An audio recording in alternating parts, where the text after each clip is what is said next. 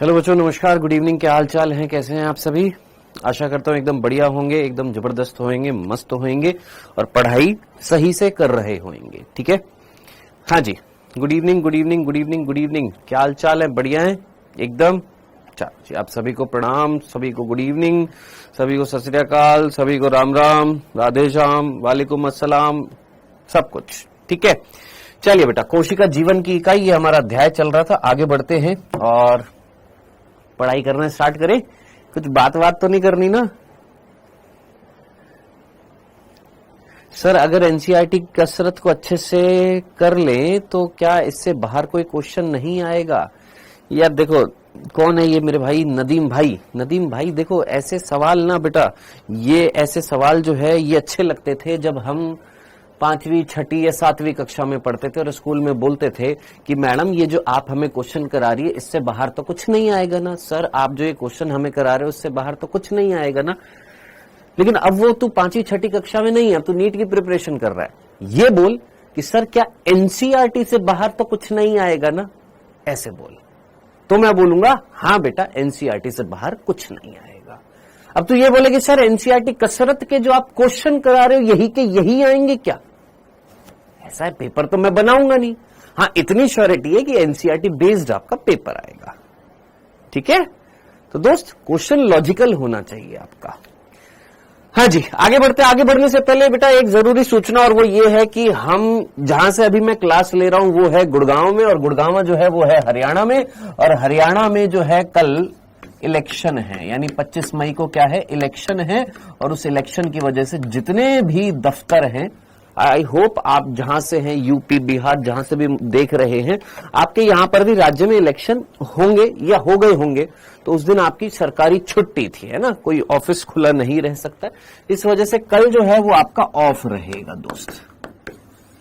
देखो मैं तो नहीं चाहता हूं ऑफ रहे, लेकिन अब जो है सो है दोस्त, है ना।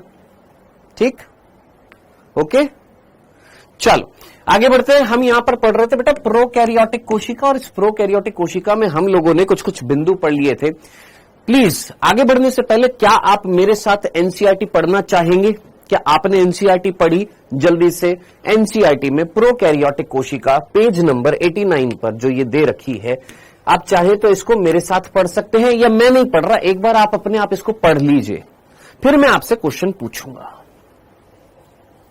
हाँ जी, एक बार इसको पढ़ लीजिए प्लीज।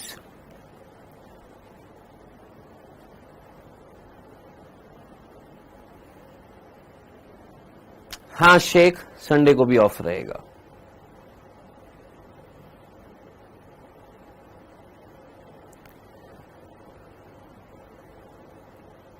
पढ़ लिया सभी ने? प्रोकैरियोटिक कोशिका के एग्जाम्पल हम जानते हैं, पीपीएलओ, नील शैवाल, जीवाणु, माइकोप्लाज्मा। सामान्यतः ये यूकैरियोटिक कोशिका से छोटी होती है और तेजी से विभाजन करती है। आकार माप इनका कैसा होता है? अलग अलग होता है। 4 मूल आकार होते हैं जीवाणुओं के, ये दे रखे हैं। आपको कुछ लगता है यहां पर कुछ मिस्टेक है? इस यहां से यहां तक कहीं कोई मिस्टेक दिख रही है आपको?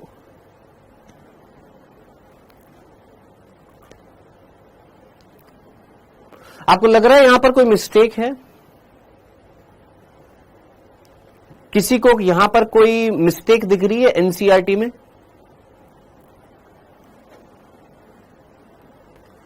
सैटरडे को ऑफ है, संडे को ऑफ है, सीधा हम मंडे को मिलेंगे। अब बीच में बातें मत करिए प्लीज। हाँ जी, कहीं आपको दिख रहा है यहां पर कुछ गलती लग रही है? लग रही है? चलो, किसी ने भी आंसर नहीं दिया है, एक रोशन कुमावत ने दिया, और वो ये सिर्फ इतना सा, कोई मिस्टेक नहीं है। एक्चुअली ये वर्ड जो है ये हिंदी में गलत लिखा हुआ है, बस, और कुछ नहीं है। इंग्लिश में जब हम इसको बोलते हैं तो क्या बोलते हैं? स्पाइरल, है ना। क्या बोलते हैं? स्पाइरल बोलते हैं। और स्पाइरल को हिंदी में लिख दिया स्पाइलर। क्या लिख दिया? स्पाइलर। बस इतनी सी मिस्टेक है। क्या? स्पाइरल को क्या लिख दिया? स्पाइलर कर दिया है। क्या कर दिया? स्पाइलर कर दिया है, और कुछ नहीं है। तो ये एक छोटी सी इतनी सी छोटी सी मिस्टेक है, और वो क्या कि सर्पिल को हम अंग्रेजी में क्या बोलते हैं, स्पाइरल बोलते हैं, और यहां पर स्पाइरल की जगह स्पाइलर कर रखा है और कुछ नहीं है। हाँ जी, डन, क्लियर है। तो ये कोई बहुत बड़ी मिस्टेक नहीं है, आप भी जानते हैं, आप लोगों ने सुना होगा स्पाइरल बाइंडिंग या स्पाइलर बाइंडिंग। सोचो, बाइंडिंग कराते हैं ना बुक्स की, क्या बोलते हैं, स्पाइलर बाइंडिंग कर दे या स्पाइरल बाइंडिंग कर दे, स्पाइरल होता है, स्पाइलर नहीं होता है। डन, चलिए आगे बढ़ते हैं। इस पेज को एक बार पढ़ लीजिए, यह पेज हमने पूरा का पूरा पढ़ लिया है। इस पेज को फटाफट जल्दी से पढ़ लीजिए, हम ये भी पेज पूरा का पूरा पढ़ चुके हैं। प्रोकैरियोटिक कोशिका का मूलभूत संगठन आकार कार्य में विभिन्नता के बावजूद एक जैसा होता है, ये हमने कल पढ़ा था। सभी प्रोकैरियोट में कोशिका भित्ति होती है, ये भी हमने पढ़ा था। जो कोशिका झिल्ली से घिरी रहती है, यहां पर एक मिस्टेक है, और वो मिस्टेक क्या है, जो अभी वैसे तो मैं आपको आगे पढ़ाने वाला था, कहां पर बताऊंगा, जब हम यहां से स्टार्ट करेंगे तो वो चीज यहां पर आ जाएगी। क्या सभी प्रोकैरियोटिक में कोशिका भित्ति होती है? ठीक है सर, एक्सेप्ट यहां पर लिखना चाहिए था क्या, अपवाद लिखना चाहिए था, और वो अपवाद आप जानते हैं कौन है, माइकोप्लाज्मा है। ठीक है सर, माइकोप्लाज्मा में कोशिका भित्ति नहीं होती, यहां पर नहीं लिखा हुआ लेकिन आगे लिखा हुआ है। जो कोशिका झिल्ली को घेरे रखती है, याद रखना, जो कोशिका झिल्ली को, यहां पर क्या करना है, को घेरे रखती है, प्लीज इसको सही कर लीजिएगा, जो कोशिका झिल्ली को घेरे रखती है, घिरी हुई नहीं होती है। क्या सर समझ नहीं आया क्या? देख इधर देख, समझना इस चीज को, क्या कि अगर ये कोशिका झिल्ली है, कौन है बेटा, ये कोशिका झिल्ली है, तो कोशिका झिल्ली के अंदर कोशिका भित्ति नहीं मिलती है, कोशिका झिल्ली के बाहर मिलती है। कौन? कोशिका भित्ति। तो जरा सोचिए, कोशिका भित्ति जो है, क्या वो कोशिका झिल्ली से घिरी हुई है या कोशिका झिल्ली को घेरे हुई है? तो हम क्या बोलेंगे, कोशिका भित्ति कोशिका झिल्ली को घेरे रखती है, ना कि कोशिका झिल्ली से घिरी होती है। ठीक है जी, ये चीज आपने मिस्टेक है, इसको सही करना है प्लीज। डन, क्लियर है यहां तक की बात?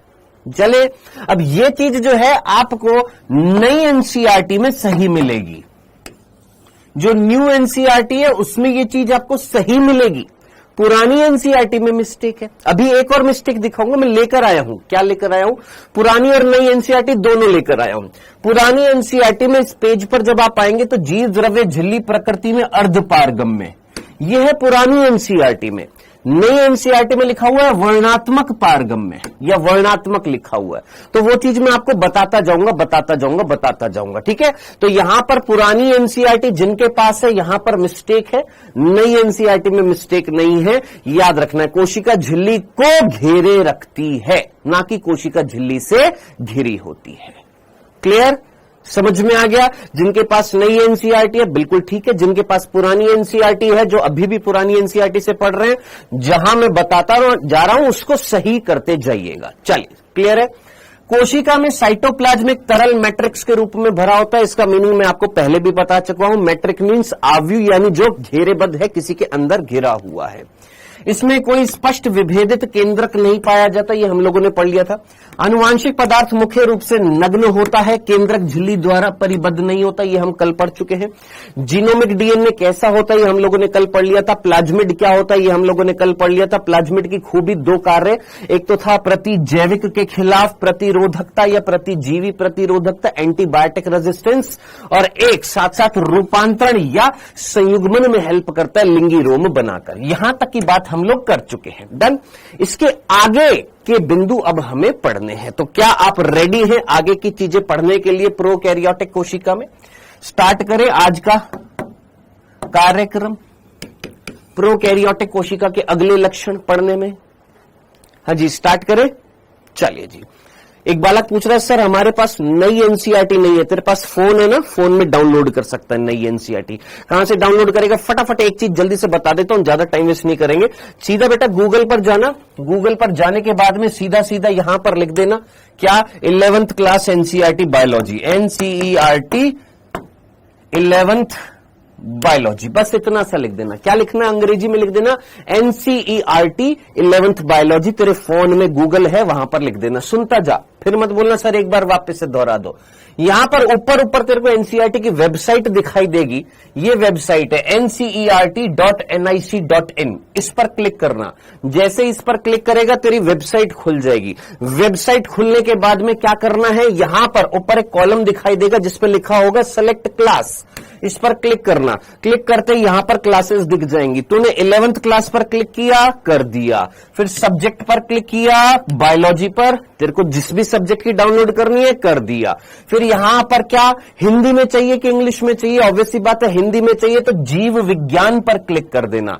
ये करने के बाद गो पर क्लिक कर देना। जैसे गो पर क्लिक करेगा तेरे यहां पर 19 चैप्टर जो 11th क्लास के हैं वो सारे के सारे दिख जाएंगे। अब तेरे को एक एक चैप्टर डाउनलोड नहीं करना, तेरे को क्या करना है? नीचे लिखा हुआ डाउनलोड कंप्लीट बुक, पूरी की पूरी बुक तेरे को डाउनलोड करनी है। इस पर क्लिक करना, तेरे फोन में 19 के 19 चैप्टर जो हैं वो डाउनलोड हो जाएंगे। कौन से? नई एनसीईआरटी के।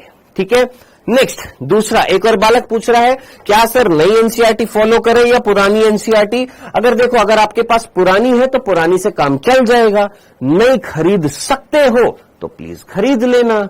ठीक है, समझ में आ गया? तो दोनों से चल सकता है। नहीं खरीद सकते तो खरीद लो, नहीं है नहीं खरीद सकते या नहीं खरीदना चाहते तो क्या पुरानी से चल जाएगा? चल जाएगा। जहां मिस्टेक होगी मैं बताता जाऊंगा। आइए स्टार्ट करते हैं प्रोकैरियोटिक कोशिका। अब प्रोकैरियोटिक कोशिका में जो अगला बिंदु आता है वो ये आता है कि प्रोकैरियोटिक कोशिका का विशिष्ट लक्षण। क्या? प्रोकैरियोटिक कोशिका जो होती है उनका विशिष्ट लक्षण। मैंने आपको बताए थे कल 2 विशिष्ट लक्षण हैं, जिसमें से पहला विशिष्ट लक्षण जो है, पहला विशिष्ट लक्षण जो है वो क्या? अंतःवृष्ट पिंड का पाया जाना। हिंदी में बोलते हैं अंतःवृष्ट पिंड, इंग्लिश में बोलते हैं इंक्लूजन बॉडी। और दूसरा है मीजोसोम्स। ठीक है। अब कंफ्यूजन कहां पर होएगा?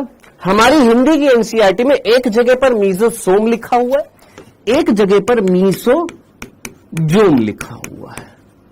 अंग्रेजी में सिंपल क्या बोलते हैं? मीसोसोम बोलते हैं। तो इसमें कंफ्यूज आइएगा मत, एक ही चीज है। मीजोसोम भी बोल सकते हैं, मीजोजोम भी बोल सकते हैं, दोनों चीजें बोल सकते हैं। ठीक है। कहीं कहे कि सर हमारे में तो मीजोजोम लिखा हुआ है, एक ही चीज है। मीजोसोम भी बोल सकते हैं, मीजोजोम भी बोल सकते हैं। ये दो हैं विशिष्ट लक्षण। विशेष लक्षण मतलब कि सभी प्रोकैरियोट्स में ये मिलेंगे ही मिलेंगे। क्या? अंतःवृष्ट पिंड का पाया जाना और मीजोसोम का पाया जाना, ये इनके विशिष्ट लक्षण है। किसके? प्रोकैरियोटिक कोशिका के। डन। और ये चीज हमारी एनसीईआरटी में लिखी हुई है। ये चीज मैंने तेरे को कल भी दिखा दी थी। कहां पर दिखाई थी? इस पेज पर दिखाई थी। देख यहां पर क्या लिखा हुआ है। यहां पर लिखा हुआ प्रोकैरियोट्स में कुछ विशेष प्रकार के अंतःवृष्ट मिलते हैं। क्या? कि प्रोकैरियोट्स में कुछ विशेष प्रकार के यानी विशिष्ट रूप से क्या पाए जा रहे हैं? अंतःवृष्ट पिंड मिलते हैं। सर यहां तो अंतःवृष्ट लिखा हुआ, पिंड नहीं लिखा हुआ, आगे लिखा हुआ है। इसी एनसीईआरटी में जब तू आगे जाएगा तो यहां पर वर्ड दिखेगा तेरे को, अंतःवृष्ट पिंड दिखाई देगा। ठीक है। तो कुल मिलाकर इस लाइन में यहां पर तेरे को ये चीज क्लियर हो गई। क्या विशिष्ट लक्षण? पहला क्या है? अंतःवृष्ट पिंड का पाया जाना। दूसरा, प्रोकैरियोट्स की विशेषताओं में उनकी कोशिका झिल्ली में एक विशिष्ट विभेदित आकार मिलता है जिसे मीजोसोम कहते हैं। यानी प्रोकैरियोट्स में 2 विशिष्ट लक्षण हैं। क्या? एक तो मीजोसोम का पाया जाना और एक अंतःवृष्ट पिंड का पाया जाना। याद रखना ये यूनिक कैरेक्टर है। यूनिक मतलब विशिष्ट, जो किसी और जीव में नहीं मिलेंगे, सिर्फ प्रोकैरियोट्स में मिलेंगे, सभी प्रोकैरियोट्स में मिलेंगे। ठीक है। अब आप पूछेंगे सर ये होते क्या है? सर ये अंतःवृष्ट पिंड क्या होता है? ये क्या होता है? ये क्या होता है? मैंने कहा आइए अब यही तो पढ़ने वाले हैं। सबसे पहले हम क्या पढ़ेंगे सर? अंतःवृष्ट पिंड पढ़ेंगे।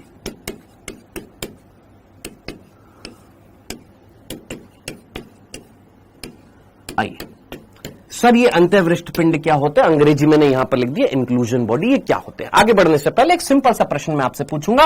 आपके घर पर सब्जी आती है, आपके घर पर सब्जियां आती हैं? हां सर आती हैं। लेकर आते मम्मी या पापा सब्जी खरीद कर आते हैं? हां जी। मान लो आपके घर पर आज सब्जी लेकर आए पापा या मम्मी, सब्जी मंडी से सब्जी लेकर आ गए, ठीक है। मान लो बैंगन भी लेकर आ गए, भिंडी भी लेकर आ गए, तोरई भी लेकर आ गए, घिया भी लेकर आ गए, या जो भी आपके घर में सब्जी आई है, 4-5 सब्जियां लेकर आ गए। क्या सारी की सारी सब्जियां एक दिन में बना डालते हैं क्या? कि ले बेटा बैंगन के साथ भिंडी भी मिक्स कर दे, आलू भी मिक्स कर दे, है सब कुछ एक साथ मिक्स करके बना देते हैं। सर आज मिक्स वेज खाएंगे हम, है एक दिन में एक बन जाती है, चलो 2 बन जाती है, मैक्सिमम 3 बन सकती है, कि एक सुबह की हो गई, एक दोपहर की हो गई, एक रात शाम वाली हो गई है। 5 सब्जी एक साथ तो नहीं बना रहे ना, कुछ रख देते हैं। सोचो वो जो एक्स्ट्रा सब्जी लेकर आ रहे हैं, जो बच गई हैं, क्या हम उसे स्टोर करते हैं? हां सर। तो जो बचा हुआ माल जो होता है, बचा हुआ पदार्थ जो होता है, उस बचे हुए पदार्थ को हम स्टोर करते हैं? हां सर बिल्कुल करते हैं। कहां पर करते हैं सर? फ्रिज में करते हैं? हां सर। तो प्रोकैरियोटिक कोशिका जो होती है, कि सपोज ये एक प्रोकैरियोटिक कोशिका है, अब इस प्रोकैरियोटिक कोशिका के अंदर कोई चीज बच गई है जिसका अभी यूज नहीं आ रहा है, जिसको हम अभी यूज में नहीं ले रहे हैं, लेकिन हो सकता है बाद में ये यूज में आ जाए, हो सकता है बाद में ये यूज में आ जाए, कि कोई पदार्थ है प्रोकैरियोटिक कोशिका के अंदर जो बचा हुआ है, एक बचा हुआ पदार्थ जो अभी यूज में नहीं आ रहा है, बाद में यूज में आ सकता है, उसको हमने एक जगह पर इस तरीके से भर दिया, ये मान लो यहां पर डाल दिया। अब आपका प्रश्न होगा क्या सर क्या बच जाता है? मैंने कभी बताऊंगा, अभी फील कर बस इतनी सी बात को समझ कि कोई पदार्थ है जो बच गया और हमने यहां पर डाल दिया, ठीक है। तो यह संरचना जो होती है, वो बचा हुआ पदार्थ जो एक निश्चित जगह पर स्टोर होता है, संचित किया जाता है। संचित मीन्स स्टोर किया जा रहा है। ये जिसके ऊपर कोई आवरण नहीं है, याद रखना, जिसके ऊपर कोई आवरण नहीं है,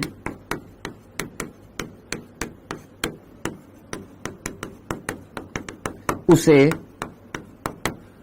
अंतःवृष्ट पिंड कहते हैं।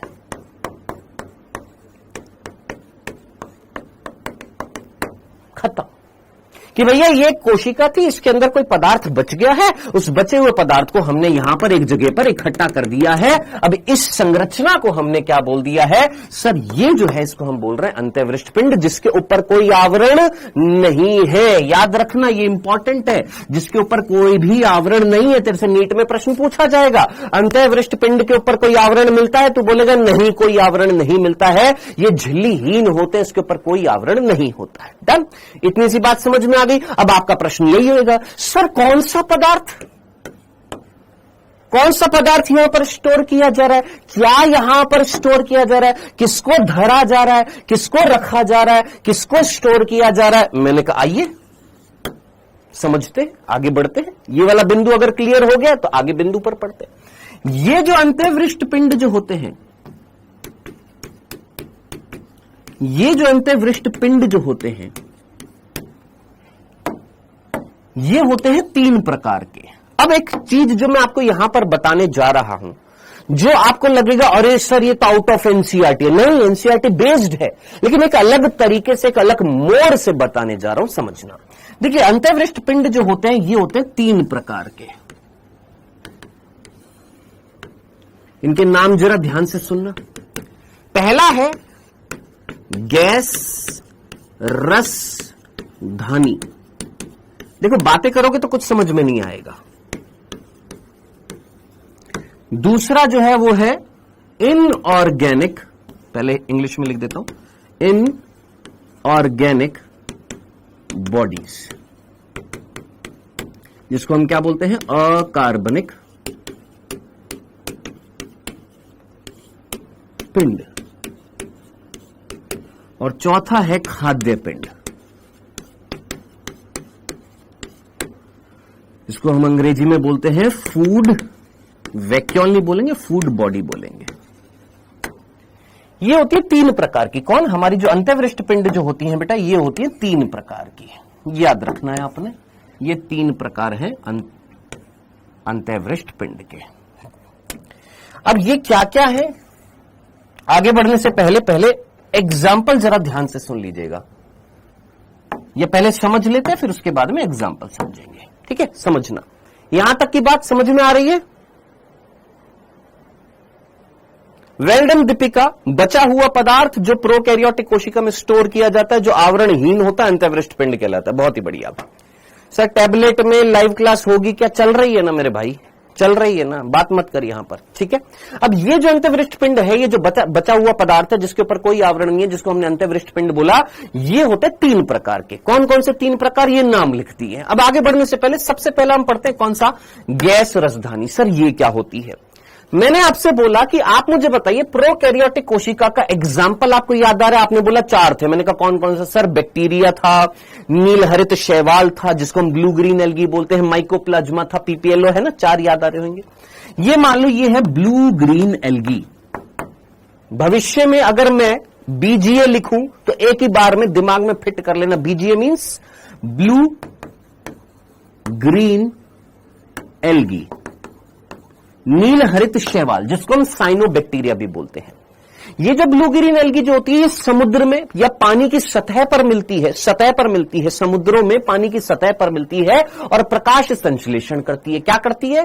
फोटोसिंथेसिस करती है। पानी की सतह पर मिलती है, पानी की सतह पर प्रकाश संश्लेषण करती है। डन, इतनी सी बात घुस गई दिमाग में। अब इधर देख, आप मुझे बताइए, अगर ये पानी की सतह पर मिल रही है तो पानी की सतह पर रहने के लिए आप मुझे बताइए क्या इसके अंदर प्लावकता होनी चाहिए? प्लावकता मींस बायोन्सी। अरे भैया तूने 2 ट्यूब ली, जैसे तेरी साइकिल है, साइकिल के अंदर टायर होता है, टायर के अंदर ट्यूब्स होती है ना, ट्यूब्स देखिए ना, ट्यूब होती है ना, रबड़ की ट्यूब होती है। एक के अंदर तूने भर दी मिट्टी और एक के अंदर तूने भर दी गैस।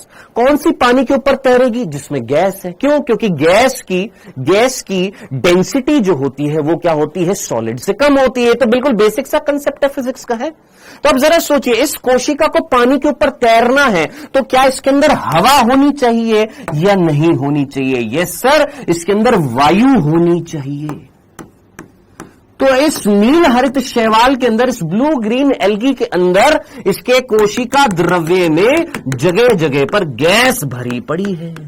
गैस जो है वो स्टोर हो गई है, जिसके ऊपर कोई आवरण नहीं मिल रहा। तो इस संरचना को हमने क्या बोला? सर इस संरचना को हमने बोला गैस रसधानी, या सिंपल फूड, इसको हमने क्या बोला? गैस वैक्यूल बोला है। आवाज नहीं आ रही है, आवाज नहीं आ रही है, आवाज नहीं आ रही है, क्लास नहीं चल रही है, कैसी बातें कर रहे हो मेरे भाई? हाँ जी, हाँ जी, क्या इतनी सी बात समझ में आ गई? डन डना डन डन, क्लियर है। अब आपका एक प्रश्न होगा, सर ये तो सर प्लांट्स में मिलती है ऐसी चीज? तो बिल्कुल मिलती है, लेकिन प्लांट्स में और यहां पर फर्क क्या है जरा सोच। प्लांट्स में जो वैक्यूल मिलती है, क्या उस पर आवरण होता है? हां, यहां पर कोई आवरण नहीं है, कोई झिल्ली ऊपर से इसको कवर नहीं कर रही, बस ये डिफरेंस होता है। तो प्रोकैरियोट्स में ये जो अंत्यवृष्ट पिंड, जो गैस रसधानी होती है, जिसमें गैस स्टोर होती है, जिसमें गैस संचित होती है, ये किस में मिलेगी जरा सोच। इसका एग्जाम्पल क्या होएगा? तो सीधा बोलेगा सर ये जो गैस रसधानी जो होती है ये कहां पर पाई जाएगी? अरे क्या बात है मेरे भाई, क्या आवाज नहीं आ रही? आवाज नहीं आ रही? पगला गया है कि स्पैम किए जा रहा है? हैं? किसमें मिलेगी? सर ये मिलेगी नील हरित शैवाल में।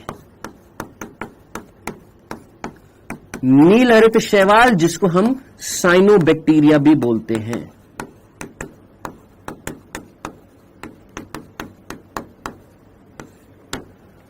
डन? जल्दी से मुझे बताइए, यहां तक की बात क्लियर है? यहां तक चीज समझ में आ गई है आपको? यह है पहला प्रकार अंत्यवृष्ट पिंड का। सर एक बार और बताओ? नहीं, एक ही बार बताया जाएगा। चलिए आगे बढ़ते हैं। नेक्स्ट दूसरा है अकार्बनिक पिंड। दूसरा कौन है? अकार्बनिक पिंड। अब सर ये अकार्बनिक पिंड क्या होते हैं? पहले तो मुझे बताइए, अकार्बनिक पदार्थ जानते हैं? अकार्बनिक पदार्थ क्या होते हैं? एक होते हैं कार्बनिक पदार्थ। कार्बनिक पदार्थ वो होते हैं जिनके अंदर कार्बन और हाइड्रोजन की श्रृंखला होती है। क्या होती है? कार्बन और हाइड्रोजन की श्रृंखलाएं होती है, उनको हम क्या बोलते हैं? कार्बनिक पदार्थ। और अकार्बनिक क्या होते हैं? जिनमें कार्बन हाइड्रोजन की श्रृंखला या कार्बन हाइड्रोजन नहीं होता। देख, दिमाग में दो चीजें फिक्स कर ले। ऐसे कंपाउंड, ऐसे पदार्थ जिनमें कार्बन हाइड्रोजन होएगी वो कार्बनिक पदार्थ, जिनमें कार्बन हाइड्रोजन नहीं होएगी वो अकार्बनिक पदार्थ है। ठीक है, चलो सर, अब मैं आपसे पूछ रहा हूं, मुझे बता कि मैंने इस बैक्टीरिया के अंदर, किसके अंदर? इस बैक्टीरिया के अंदर, ध्यान से सुनना, इस बैक्टीरिया के अंदर सल्फर को यहां पर एकत्रित कर दिया। सल्फर, मुझे बताना, सल्फर जिसको हम हिंदी में गंधक बोलते हैं, क्या बोलते हैं? गंधक बोलते हैं, गंधक, सल्फर। मैंने यहां पर फॉस्फेट डाल दी। फॉस्फेट, क्या डाल दी? फॉस्फेट। Phosphate means phosphorus. ठीक है, क्या डाल दिया सर? सल्फर या सल्फेट डाल दिए। ये सल्फर डाल दी, ये फॉस्फेट डाल दिया है। अब पहले तो सोचिए, हालांकि ये तो मतलब ऐसा सवाल है जो छठी क्लास के बच्चे या 7वीं क्लास के बच्चे से पूछा जाए। सल्फर कौन है? तूने पीरियोडिक टेबल पढ़ी है ना केमिस्ट्री में? वहां पर सल्फर एक धातु होता है, मतलब एक एलिमेंट है, एक तत्व है सल्फर। फॉस्फेट, फॉस्फोरस एक तत्व है। क्या सल्फर एस, फॉस्फेट PO4 3-। हाँ जी, क्या ये आपके कार्बनिक पदार्थ है कि अकार्बनिक पदार्थ है? सर ये तो अकार्बनिक पदार्थ है, ये तो तत्व है। तो जरा सोच, यहां पर इस बैक्टीरिया के अंदर सल्फर स्टोर कर दी, फॉस्फेट स्टोर कर दी, अजी आयरन, लोहा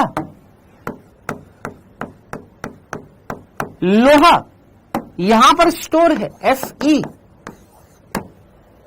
तो जरा सोच, ऐसे अंतःवृष्ट पिंड को मैं क्या बोलूंगा? सर ऐसे अंतःवृष्ट पिंड को हम अकार्बनिक पिंड बोलेंगे, जिसका एग्जाम्पल क्या हो जाएगा? सर फॉस्फेट कणिका, जिसका एग्जाम्पल क्या हो जाएगा? सल्फर कणिका। ठीक है, तो ये क्या हो जाएंगे? फॉस्फेट कणिका, सल्फर कणिका, आयरन कणिका। ये सारे के सारे कौन सी अंतःवृष्ट पिंड है? सर ये अकार्बनिक पिंड है। यानी अकार्बनिक पदार्थ अगर स्टोर हो रहा है प्रोकैरियोटिक कोशिका में, तो ऐसे अंतःवृष्ट पिंड को हम क्या बोलेंगे? अकार्बनिक पिंड बोलेंगे। डन, क्लियर है जनाब? ये किस में मिलेगा? ये मिलेगा आपके बैक्टीरिया में। किस में मिलेगा जनाब? नॉर्मल जो बैक्टीरिया होते हैं उनके अंदर मिलेगा। अब बात करते हैं खाद्य पदार्थ की, खाद्य पिंड की। खाद्य पदार्थ, सर कल का होमवर्क नहीं मिला? हाँ जी, मेरे पास प्रोकैरियोटिक कोशिका से संबंधित जितने भी प्रश्न थे मैं ऑलरेडी दे चुका हूं आपको। ठीक है, बाकी क्वेश्चन मैं क्लास में करा रहा हूं। ठीक है, जब खत्म हो जाएगा तो होमवर्क नहीं मिलेगा। जितने भी क्वेश्चन होंगे एक बार में, 1-2 क्लास में मैंने आपको 3 बार होमवर्क दे दिए, वो प्रोकैरियोटिक कोशिका से संबंधित होमवर्क थे। ठीक है, डन। आइए खाद्य पिंड की बात करते हैं। खाद्य पिंड का मतलब फूड बॉडी का मतलब कि कहीं ना कहीं कौन सा पदार्थ स्टोर हो रहा है? खाद्य पदार्थ।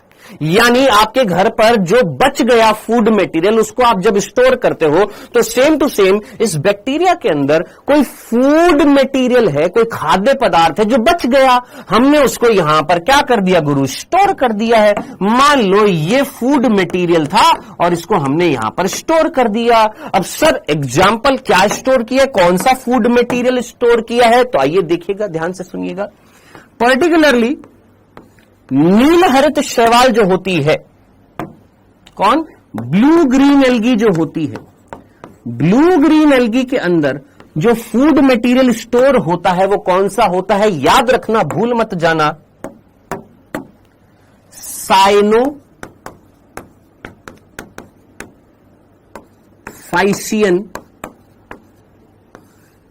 स्टार्च। स्टार्च को हम मंड बोलते हैं। और सामान्य बैक्टीरिया जो होता है, सामान्य बैक्टीरिया जो होता है, नॉर्मल बैक्टीरिया जो होता है, उसके अंदर जो फूड मटेरियल स्टोर होता है वो होता है ग्लाइकोजन। आई नो आप में से कई पूछेंगे सर ये ग्लाइकोजन क्या होता है, ये साइनोफाइशियन स्टार्च क्या होता है। अभी सिर्फ इतना सा बता रहा हूं। आप में से कितने बच्चों ने ग्लूकोज नाम सुना है? आप बोलेंगे यस सर बिल्कुल सुना हुआ है, C6H12O6 सुना हुआ ना। मैंने बोला ये ग्लूकोज का अणु है एक। ऐसे हजारों ग्लूकोज के अणु, ऐसे हजारों ग्लूकोज के अणु आपस में जुड़े हुए हैं। और कैसे हैं सर? सीधी रेखा में है और कुछ शाखित हैं। यह है स्टार्च, इसको हम क्या बोलते हैं? स्टार्च बोलते हैं। तब आप मुझे बताइए क्या स्टार्च के अंदर ग्लूकोज की एक सीधी श्रृंखला है? हां सर। और एक शाखित श्रृंखला है? हां सर। तो स्टार्च किससे बना होता है? ग्लूकोज की सीधी श्रृंखला प्लस साथ साथ शाखित श्रृंखला। डन। नेक्स्ट, अब मैंने बोला यहां पर कोई सीधी श्रृंखला नहीं है, ग्लूकोज जो है वो हाईली शाखित है। बहुत हाईली कैसा है? ब्रांच्ड है, बहुत ही ज्यादा क्या है? शाखित है। शाखित शाखित शाखित शाखित क्या मिल रहा है यहां पर? ग्लूकोज मिल रहा है। तो ये है हमारा कौन? ग्लाइकोजन। तो ग्लाइकोजन और स्टार्च में क्या फर्क है मेरे भाई? ये है हमारा ग्लाइकोजन। तो ग्लाइकोजन और स्टार्च में ये सारी की सारी चीजें बेसिक्स हैं, इन बेसिक्स को मत भूलिएगा। ग्लाइकोजन और स्टार्च में क्या डिफरेंस था? सर ग्लाइकोजन भी ग्लूकोज से बना हुआ है, स्टार्च भी ग्लूकोज से बना हुआ है, बस फर्क इतना सा इनकी स्ट्रक्चर में कि ग्लाइकोजन हाईली ब्रांच्ड है, बहुत ही ज्यादा शाखित है। कई सारे ग्लूकोज क्या है? शाखित रूप से एक दूसरे से जुड़े हुए हैं। जबकि स्टार्च जो होता है उसमें ग्लूकोज की एक सीधी श्रृंखला है, स्ट्रेट लाइन है, और कुछ ग्लूकोज शाखित है। डन। तो याद रखना बैक्टीरिया के अंदर जो फूड मटेरियल स्टोर होता है, जो खाद्य पदार्थ स्टोर होता है, वो किस रूप में होता है? ग्लाइकोजन के रूप में। जबकि नील हरित शैवाल में किस रूप में होता है? साइनोफाइशियन मंड के रूप में, साइनोफाइशियन स्टार्च के रूप में स्टोर होता है। अब ये बातें सुनने के बाद में अब इधर देखना, ये जितनी भी बातें मैंने तेरे को बताई हैं, ये सारी बातें सुनने के बाद में, समझने के बाद में, अब एक काम कर, इस पूरे अंतःवृष्ट पिंड को यहां से लेकर यहां तक पूरा का पूरा पढ़। सर सेल्यूलोज किससे बना होता है? ग्लूकोज की सीधी श्रृंखला, कोई शाखित श्रृंखला नहीं होती है दोस्त। यहां से लेकर यहां तक तेरी एनसीईआरटी में अंतःवृष्ट पिंड लिखा हुआ है, इसको एक बार पढ़ आराम से।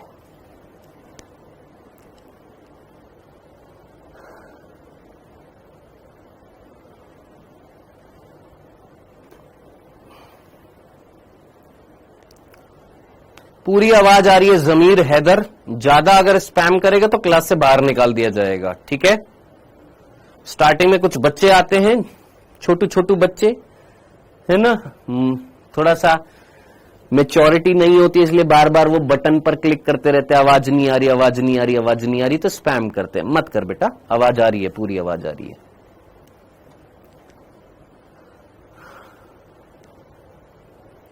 अकॉर्डिंग टू एनसीईआरटी प्रोकैरियोटिक कोशिका के 2 विशिष्ट लक्षण हैं। सर फास्ट पढ़ाइए, आप है ना बाद में पढ़ लीजिएगा, रिकॉर्डेड क्लास देख लीजिएगा। आप हमें ना सिखाइए कैसे पढ़ाना, चुपचाप बैठ के पढ़ ले। नहीं पढ़ना क्लास से बाहर निकाल दूंगा। यहां पर पढ़ने आया है, यहां पर मजाक करने नहीं आया है। मैं स्टार्टिंग में बोल दिया था कि मत करना, फास्ट करा दो और ऐसे करा दो और वैसे करा दो और इस तरीके से करा दो, उस तरीके से करा दो। मैं 1000 बार क्लास में बोल चुका हूं, कई बार ये चीज समझा चुका हूं कि पढ़ना आपने, पढ़ाना मेरा काम है, पढ़ना आपका काम है, ठीक है। गाइडेंस देना मेरा काम है, आपका काम नहीं है। हाँ जी सर, लास्ट चीज समझ में नहीं आई। गैस रसधानी नील हरित शैवाल मैंने आपको बता दिया था, उसके अलावा बैंगनी और हरे प्रकाश संश्लेषी जीवाणुओं में मिलती है। अब इधर देखिएगा, आपने बोला सर यहां तक तो सारी चीजें समझ में आ गई है, ये सारी चीजें क्लियर हो गई होगी। देख तूने, मैंने जो चीजें बताई, क्या है मैं एनसीईआरटी से बाहर गया? मैंने तेरे को क्या बताया था? अंतःवृष्ट पिंड क्या होता है? प्रोकैरियोटिक कोशिका में जो बचा हुआ पदार्थ होता है, जो कोशिका द्रव्य में पड़ा रहता है, जिसके ऊपर कोई भी झिल्ली नहीं होती, उसको हम अंतःवृष्ट पिंड बोलते हैं। इसके एग्जाम्पल क्या दे रखे हैं? फॉस्फेट कणिका। अब ये फॉस्फेट कणिका कहां पर है? यहां पर मैंने तेरे को बताया अभी। अंतःवृष्ट पिंड के 3 प्रकार है, जिसमें अकार्बनिक पिंड वो होते हैं जो अकार्बनिक पदार्थों के रूप में स्टोर होता है, जैसे फॉस्फेट कणिका, जैसे सल्फर कणिका। तो फॉस्फेट कणिका यहां पर वर्ड आया? हां सर आया। उसके अलावा साइनोफाइशियन कणिका लिखा हुआ है। सर साइनोफाइशियन क्या था? साइनोफाइशियन जो होता है वो क्या होता है? स्टार्च होता है। वो क्या होता है? मंड होता है, जो किसमें पाया जाता है? ब्लू ग्रीन एल्गी में। ये चीज नहीं लिखी हुई थी तो बताना पड़ेगा ना दोस्त, क्या होता है? ये खाद्य पदार्थ होता है, खाद्य पदार्थ, खाद्य पिंड के रूप में पाया जाता है। तो दूसरा एग्जाम्पल क्या हो गया? साइनोफाइशियन कणिका। एक क्या हो गया? फॉस्फेट कणिका। और एक क्या दे रखा है? ग्लाइकोजन कणिका।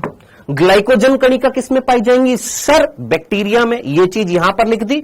ग्लाइकोजन कणिका किसमें पाई जाएंगी? सर बैक्टीरिया में। साइनोफाइशियन कणिका किसमें पाई जाएगी? नील हरित शैवाल में। फॉस्फेट और सल्फर कणिका नॉर्मली बैक्टीरिया में पाई जाएंगी। अब ये चीज कहां पर लिखी हुई है? ये चीज लिखी हुई थी यहां पर। अगला क्या क्या कि गैस रसधानी, गैस के रूप में भी अंतःवृष्ट पिंड पाया जाता है, जो किसमें पाया जाता है?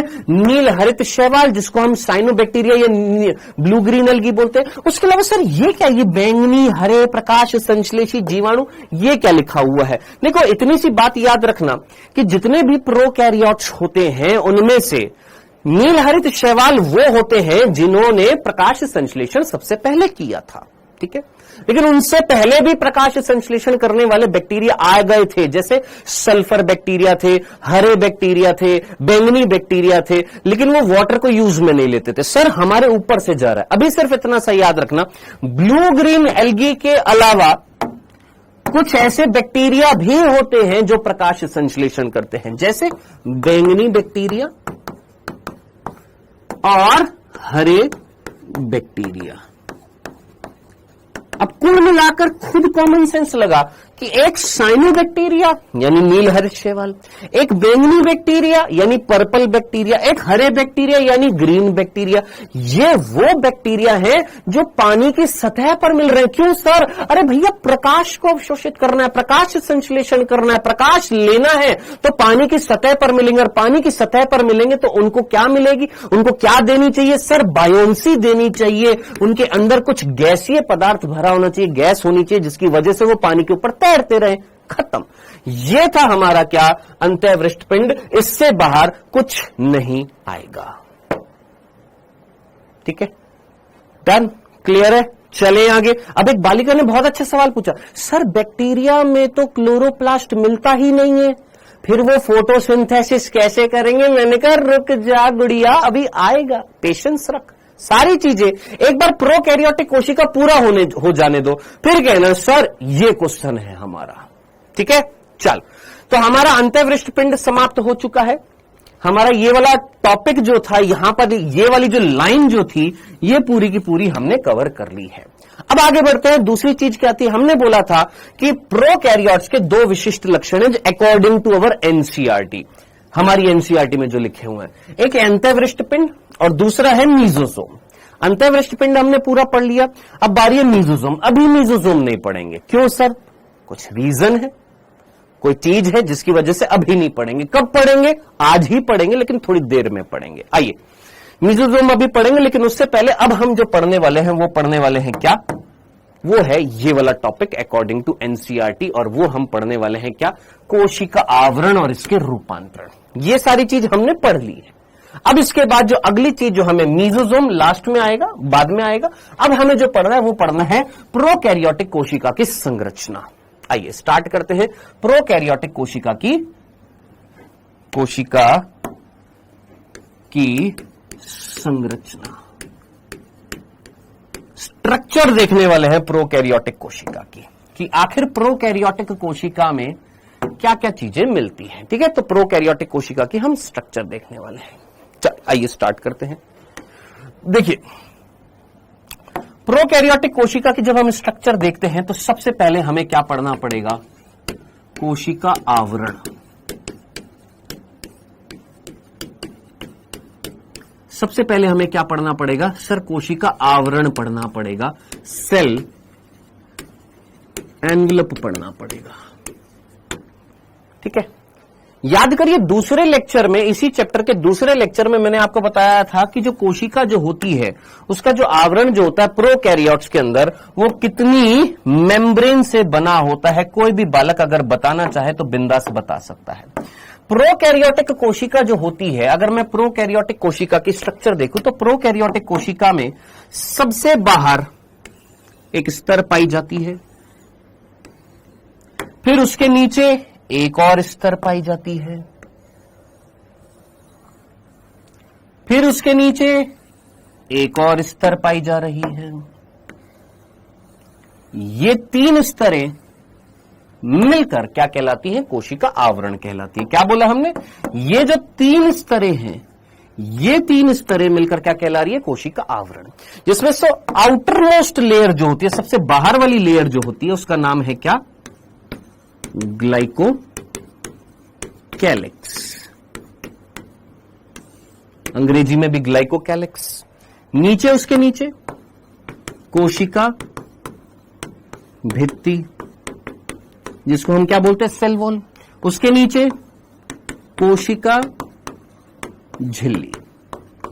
तो आपसे सिंपल सा प्रश्न है, बहुत सीधा सा, कि भैया जरा सोचिए प्रोकैरियोटिक कोशिका का जो कोशिका आवरण जो है वो कितने स्तरों से बना होता है? तो हम सीधा बोलेंगे भैया 3 स्तरों से बना होता है। सबसे बाहर ग्लाइकोकैलिक्स, नेक्स्ट कोशिका भित्ति और नेक्स्ट कोशिका झिल्ली। तो सबसे पहले हमें क्या पढ़ना पड़ेगा? कोशिका आवरण में ग्लाइकोकैलिक्स। आइएगा, सबसे पहले क्या पढ़ेंगे सर? ग्लाइकोकैलिक्स। ठीक है, यहां पर हिंदी में लिख दिया तो यहां पर इंग्लिश में लिख दिया है। चलो हिंदी में भी लिख देते हैं, ग्लाइकोकैलिक्स।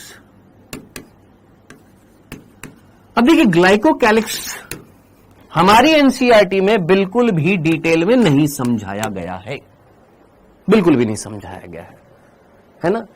और आपकी उत्सुकताएं होंगी कुछ कुछ चीजें जानने की, तो पहले एक बार सुन लीजिए, उसके बाद में मैं आपसे बोलूंगा जितना एनसीईआरटी में दिया गया है उसी पर ही स्ट्रिक्ट रहिए।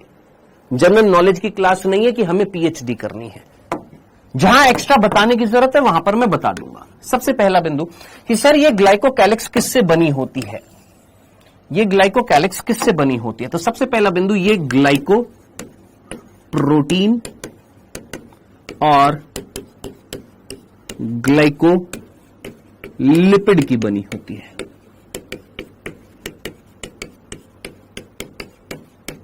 थोड़ा बहुत उसमें शर्करा कार्बोहाइड्रेट्स भी होते हैं, लेकिन मेनली कौन?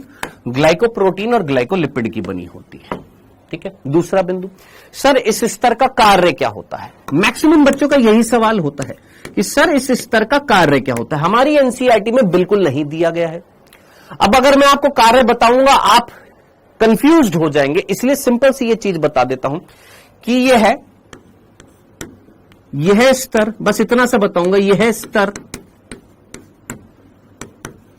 यह स्तर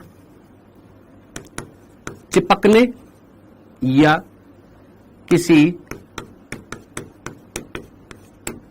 ठोस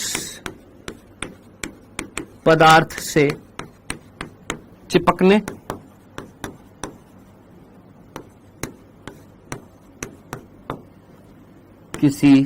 चिपकने में सहायता करती है। पहला कार्य।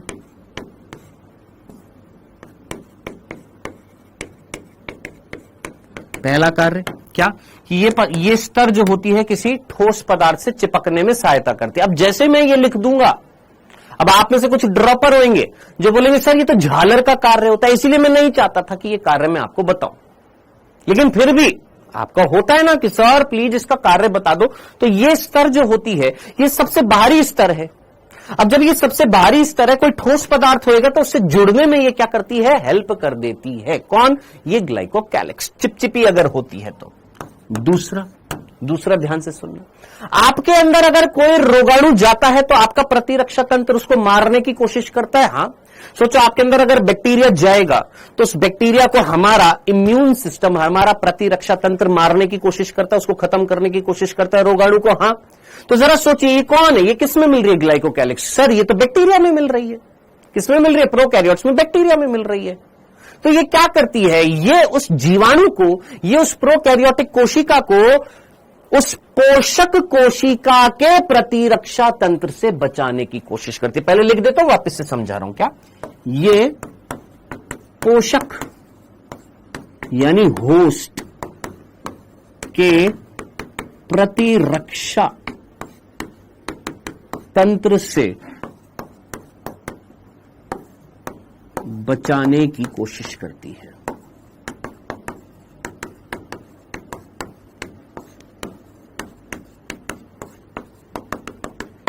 ठीक है, अब इधर देखना, ध्यान से सुनना।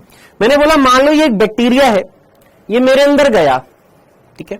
अब मेरे अंदर जब जाएगा तो मेरा इम्यून सिस्टम इसको क्या कहेगा कि आजा आजा आजा, है नहीं ना, मारेगा ना इसको, क्योंकि ये नुकसानदेही हो सकता है, नुकसान पहुंचा सकता है। तो इसको हमारा इम्यून सिस्टम अगर मारेगा तो ये क्या कहेगा कि आजा मेरे को मार दे, ये भी तो अपने आप को बचाने की कोशिश करेगा ना। तो आखिर इसमें कौन सी स्तर है जो इस जीवाणु को प्रोटेक्ट करेगी मेरे इम्यून सिस्टम से? तो ये वो स्तर है, कौन? ग्लाइकोकैलिक्स, जो क्या करती है? पोषक। पोषक मतलब जिसके अंदर ये कोशिका जा रही है। ये कौन है? सोचो, ये है बैक्टीरिया, ये मेरे अंदर गया, तो ये कौन है? मेरा मेहमान। ये मेरे अंदर जा रहा है, ये कौन है? मेरा मेहमान है। तो मैं कौन हूं? मेजबान हूं। तो मेजबान को क्या कहा जाता है? होस्ट कहा जाता है, पोषक कहा जाता है। और जो अंदर जा रहा है उसको हम क्या बोलेंगे? गेस्ट बोलेंगे। तो आओ गेस्ट, हमारे अंदर जाओ। गेस्ट हमारे अंदर गया, गेस्ट जो था वो होस्ट के अंदर गया। होस्ट ने बोला अरे तू तो बड़ा बेकार है, मैं तेरे को मार डालूंगा। इसने बोला ऐसे कैसे मार डालेगा, मेरे पास ग्लाइकोकैलिक्स है। तो ग्लाइकोकैलिक्स क्या कर रही थी? सर पोषक जो था उसके प्रतिरक्षा तंत्र से बचाने की कोशिश कर रही थी। डन, क्लियर है? अब ये दोनों चीजें हमारी एनसीईआरटी में नहीं दे रखी हैं, तो अगर आप याद रखना चाहते हैं याद रख सकते हैं, नहीं याद होता गोली मार दीजिए इस चीज को कि हमारी एनसीईआरटी में नहीं है, हम याद नहीं रख पाएंगे, कोई बात नहीं, कोई दिक्कत नहीं है। तो सर याद क्या रखना है ये तो बताइए। यहां से यहां तक जो मैंने यहां पर दो चीजें लिखी है, पहला कि ये इससे बनी होती है, दूसरा इसका कार्य क्या है, ये कुछ नहीं दे रखा हमारी एनसीईआरटी में। तो सर क्वेश्चन क्या बनेगा? जो चीज दे रखी है वो पढ़ा दो। तो तीसरी चीज जो दे रखी है वो ये कि ये जो ग्लाइकोकैलिक्स जो होती है ये दो तरीके से मिलती है। अगर ये मोटी मिलती है और कठोर होती है, जैसे ये ग्लाइकोकैलिक्स है, अब अगर ये मोटी होगी, कैसी होगी? ये मोटी मोटी मोटी मोटी मोटी मोटी होगी, है मोटी होगी इस तरीके से। और ऑब्वियस सी बात है, मोटी होगी तो कठोर होगी। अगर ग्लाइकोकैलिक्स मोटी मिलती है, कठोर होती है, तब इस ग्लाइकोकैलिक्स को नाम दिया जाता है, इसे पुकारा जाता है क्या? इसको नाम दिया जाता है संपुटिका कैप्सूल। और अगर ये पतली होती है, पतली ढीली आच्छद, आपको हिंदी में एक वर्ड मिलेगा आच्छद, जिसको हम शीथ बोलते हैं, मतलब आवरण। मैं तेरे को एनसीईआरटी के एक एक वर्ड टू वर्ड बताऊंगा। मुझे पता है जब तू एनसीईआरटी पढ़ेगा तो कौन सा वर्ड तेरे को समझ में नहीं आएगा। तो ये एक पतली ढीली आच्छद के रूप में, आच्छद मीन्स अंग्रेजी में शीथ लिखा हुआ है, मतलब क्या है? आवरण। यानी एक पतले ढीले आवरण के रूप में जब मिलती है तब हम इसको क्या नाम देते हैं? तब बालक हम इसको नाम देते हैं क्या? अवपंक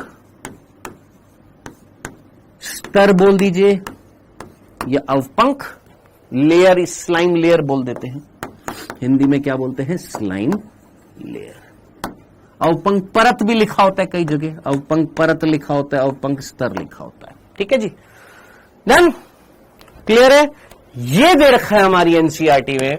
और क्वेश्चन अगर बनेगा तेरे नीट में तो सिर्फ यहीं से बनेगा, तेरे से सीधा पूछ लिया जाएगा ग्लाइकोकैलिक्स अगर मोटी कठोर होगी तो क्या बोला जाएगा?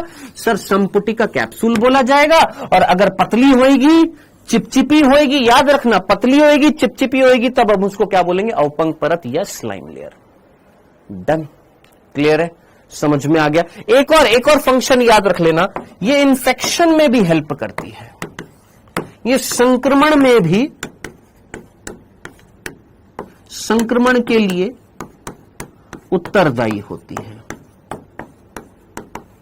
अब ये वाला बिंदु जो है,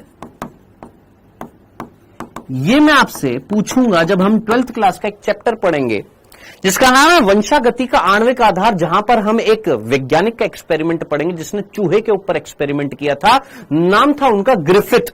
ड्रॉपर्स को एकदम से याद आएगा, हाँ ग्रिफिथ। उसके अंदर कुछ बैक्टीरिया डाला गया था जिसके 2 प्रभेद थे, एक एस प्रभेद एक आर प्रभेद, है ना।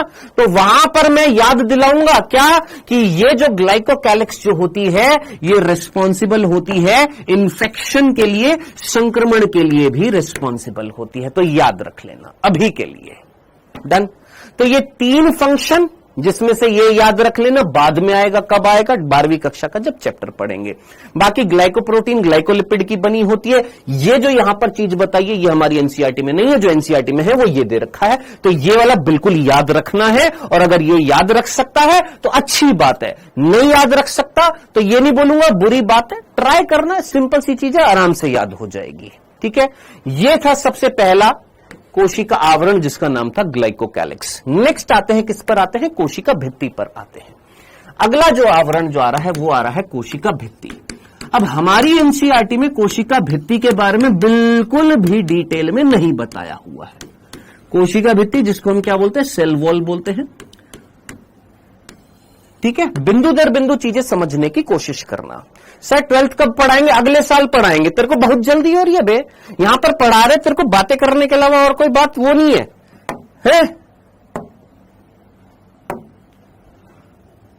12th कब पढ़ाएंगे? अभी जुम्मा अभी 5वां लेक्चर हुआ, तेरे को अभी से टेंशन हो गई। रुक जा यार, पढ़ ले, पढ़ाऊंगा वो भी।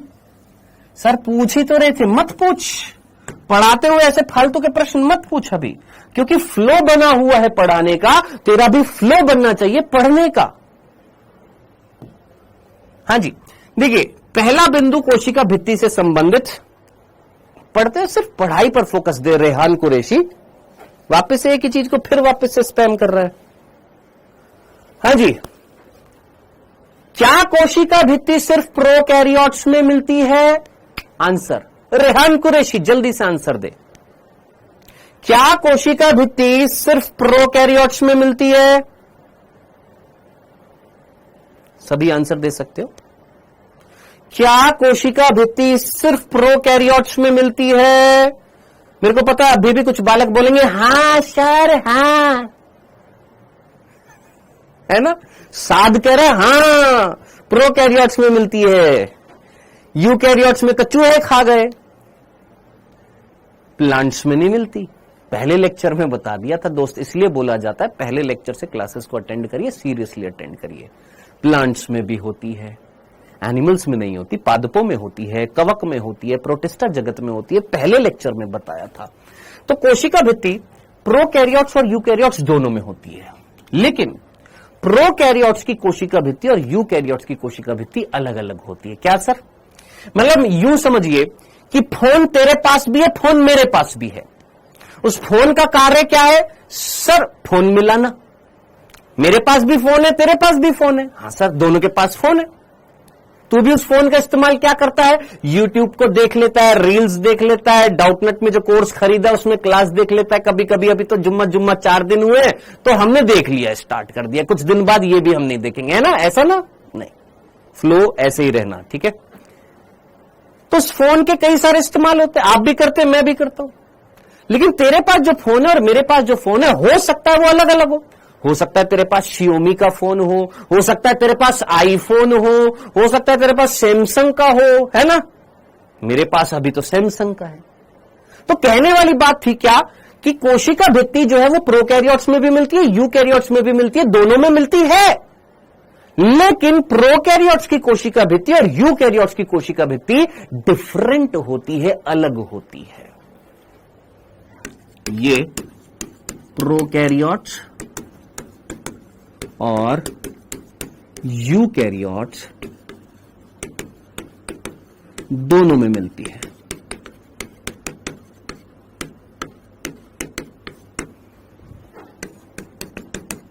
यूकैरियोट्स में अपवाद याद रखना, किसमें नहीं मिलती? जंतु में अनुपस्थित होती है, ठीक है। तो प्रोकैरियोट्स में मिलती है और यूकैरियोट्स में किसको छोड़कर, प्राणियों को छोड़कर, एनिमल्स को छोड़कर सभी में मिलती है। कौन? कोशिका भित्ति। ठीक है सर।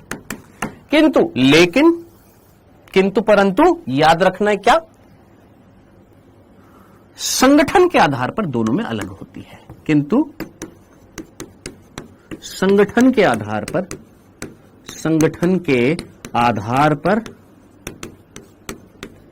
अलग होती है।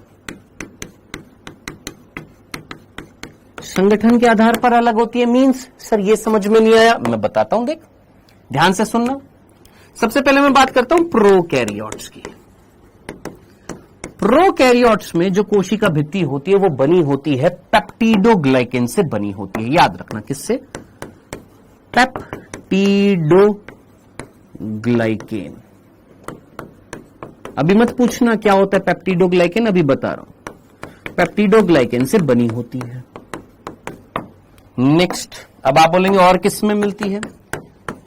प्रोकैरियोट्स मतलब बैक्टीरिया में। नेक्स्ट, पादपों में भी तो पाई जाती है। हां सर, पादपों में किससे बनी होती है? सर सेल्यूलोज से बनी होती है। सेल्यूलोज से बनी होती है। किससे बनी होती है सर? सेल्यूलोज से बनी होती है। ठीक है सर। कवक, कवक में किससे बनी होती है? कवक में बनी होती है काइटिन से। सर ये काइटिन क्या होता है? हम तो इसको अंग्रेजी में चिटिन बोलेंगे, CHITIN, काइटिन से बनी होती है।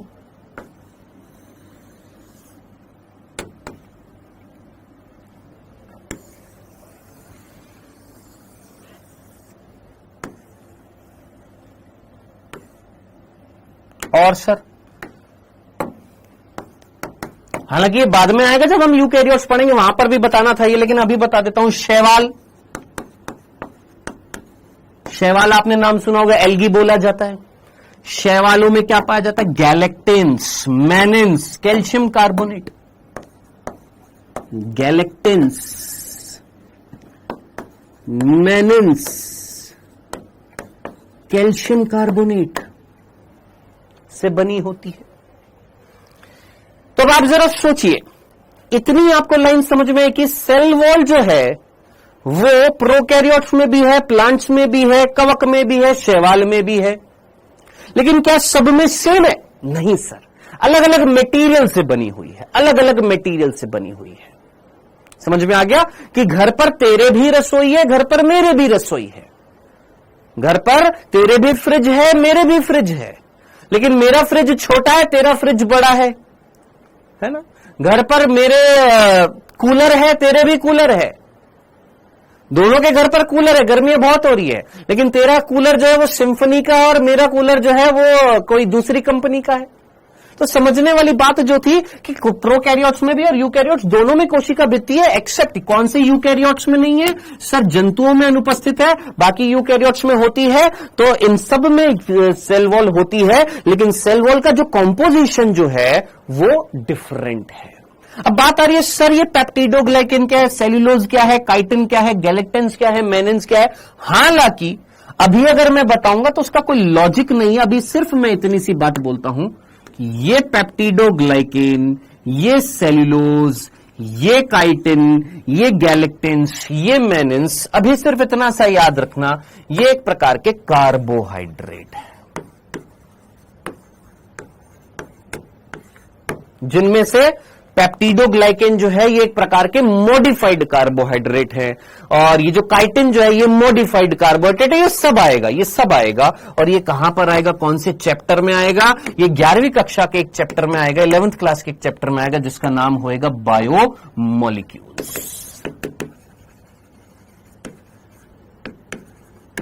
ठीक है, जैव अणु चैप्टर जो है, उस जैव अणु चैप्टर में मैं आपको वहां पर बताऊंगा, क्योंकि जब कार्बोहाइड्रेट पढ़ेंगे तो ये एग्जांपल आएंगे और वहां पर आपको बताना पड़ेगा। तो याद रखना, प्रोकैरियोट्स में पेप्टिडोग्लाइकेन से बनी होती है, पादप में इससे बनी होती है।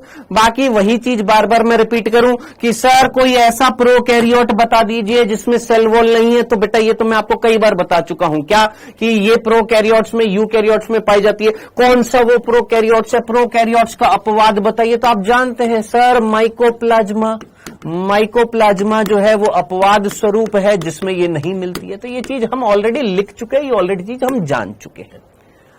हाँ जी,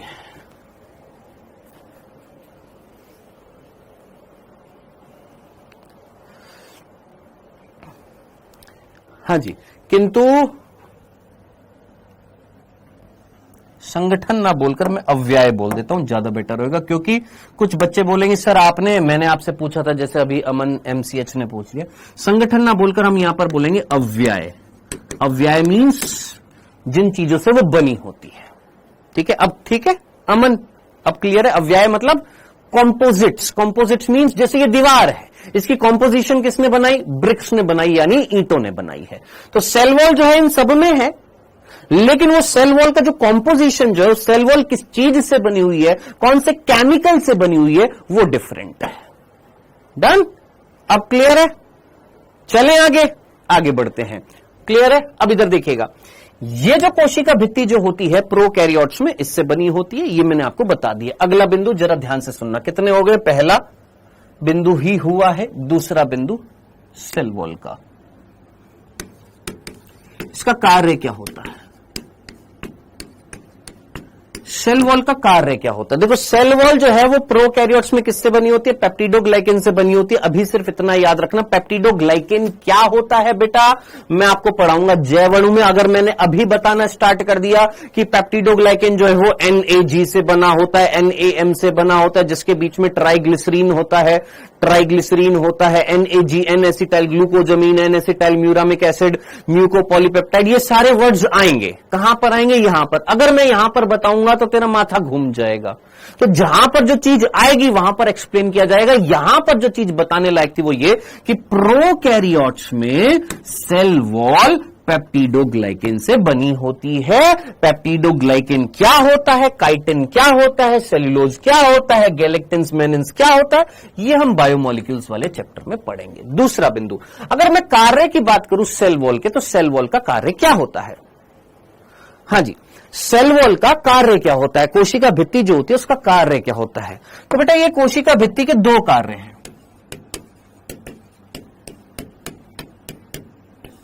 कितने कार्य? दो कार्य हैं, सीधे सीधे याद रखने। पहला, संरचना, आकार को बनाए रखना,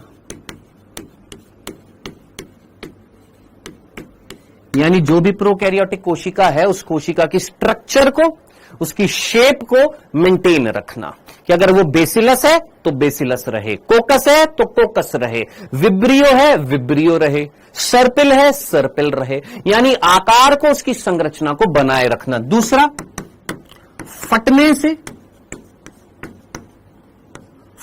से और निपातित होने से बचाना।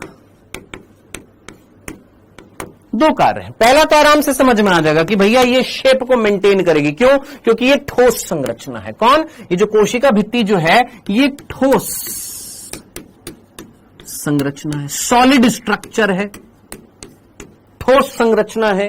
अगर ठोस है तो स्ट्रक्चर को मेंटेन करेगी, उसकी शेप को बनाए रखेगी। और यहां पर दूसरे फंक्शन में यह भी चीज समझ में आ गई कि भैया फटने से बचाएगी। लेकिन सर ये निपातित क्या होता है? ये वर्ड बड़ा कंफ्यूज कर देता है। ये निपातित क्या होता है? तो निपातित जो होता है उसको हम इंग्लिश में लिख दे एक बार। फटने को हम क्या बोलते हैं? बर्स्ट। इंग्लिश में फटने को क्या बोलते हैं? बर्स्ट। BUR साइलेंट होता है, ST, बर्स्ट। बर्स्ट का मतलब होता है फटना, ठीक है। और निपातित को हम अंग्रेजी में बोलते हैं कोलैप्स। अब आप मुझे बताइए, आप में से कितने बच्चों ने अंग्रेजी का ये वर्ड सुना हुआ? कोलैप्स। नहीं समझ में आ रहा कोलैप्स, निपातित? आइए सिंपल तरीके से, मैंने बोला ये कोशिका, इसके अंदर अगर पानी जाता जाएगा जाता जाएगा जाता जाएगा जाता जाएगा, ये कोशिका क्या होती जाएगी सर? फूलती जाएगी फूलती जाएगी एक समय ऐसा आएगा कि ये फट सकती है ना? हाँ सर। क्या हो सकती है? फट सकती है। हाँ सर। तो ये जो कोशिका भित्ति जो है ये फटने से क्या कर रही है सर? बचा रही है। ये तो ठीक है, समझ में आ गया। अब मैंने बोला कि मान लो ये जो कोशिका जो थी, इस कोशिका से अगर पानी बाहर निकलने लग जाए, या जो भी इसका जीव द्रव्य है, जो भी द्रव्य अगर वो बाहर निकलने लग जाए, तो सर ये तो सिकुड़ती जाएगी, सिकुड़ती जाएगी, सिकुड़ जाएगी, सिकुड़ जाएगी, बिल्कुल सिकुड़ जाएगी सर ये तो ये जो सिकुड़ने की जो प्रक्रिया होती है, इसको हिंदी में बोला जाता है निपातित कोलैप्स, यानी सिकुड़ जाना।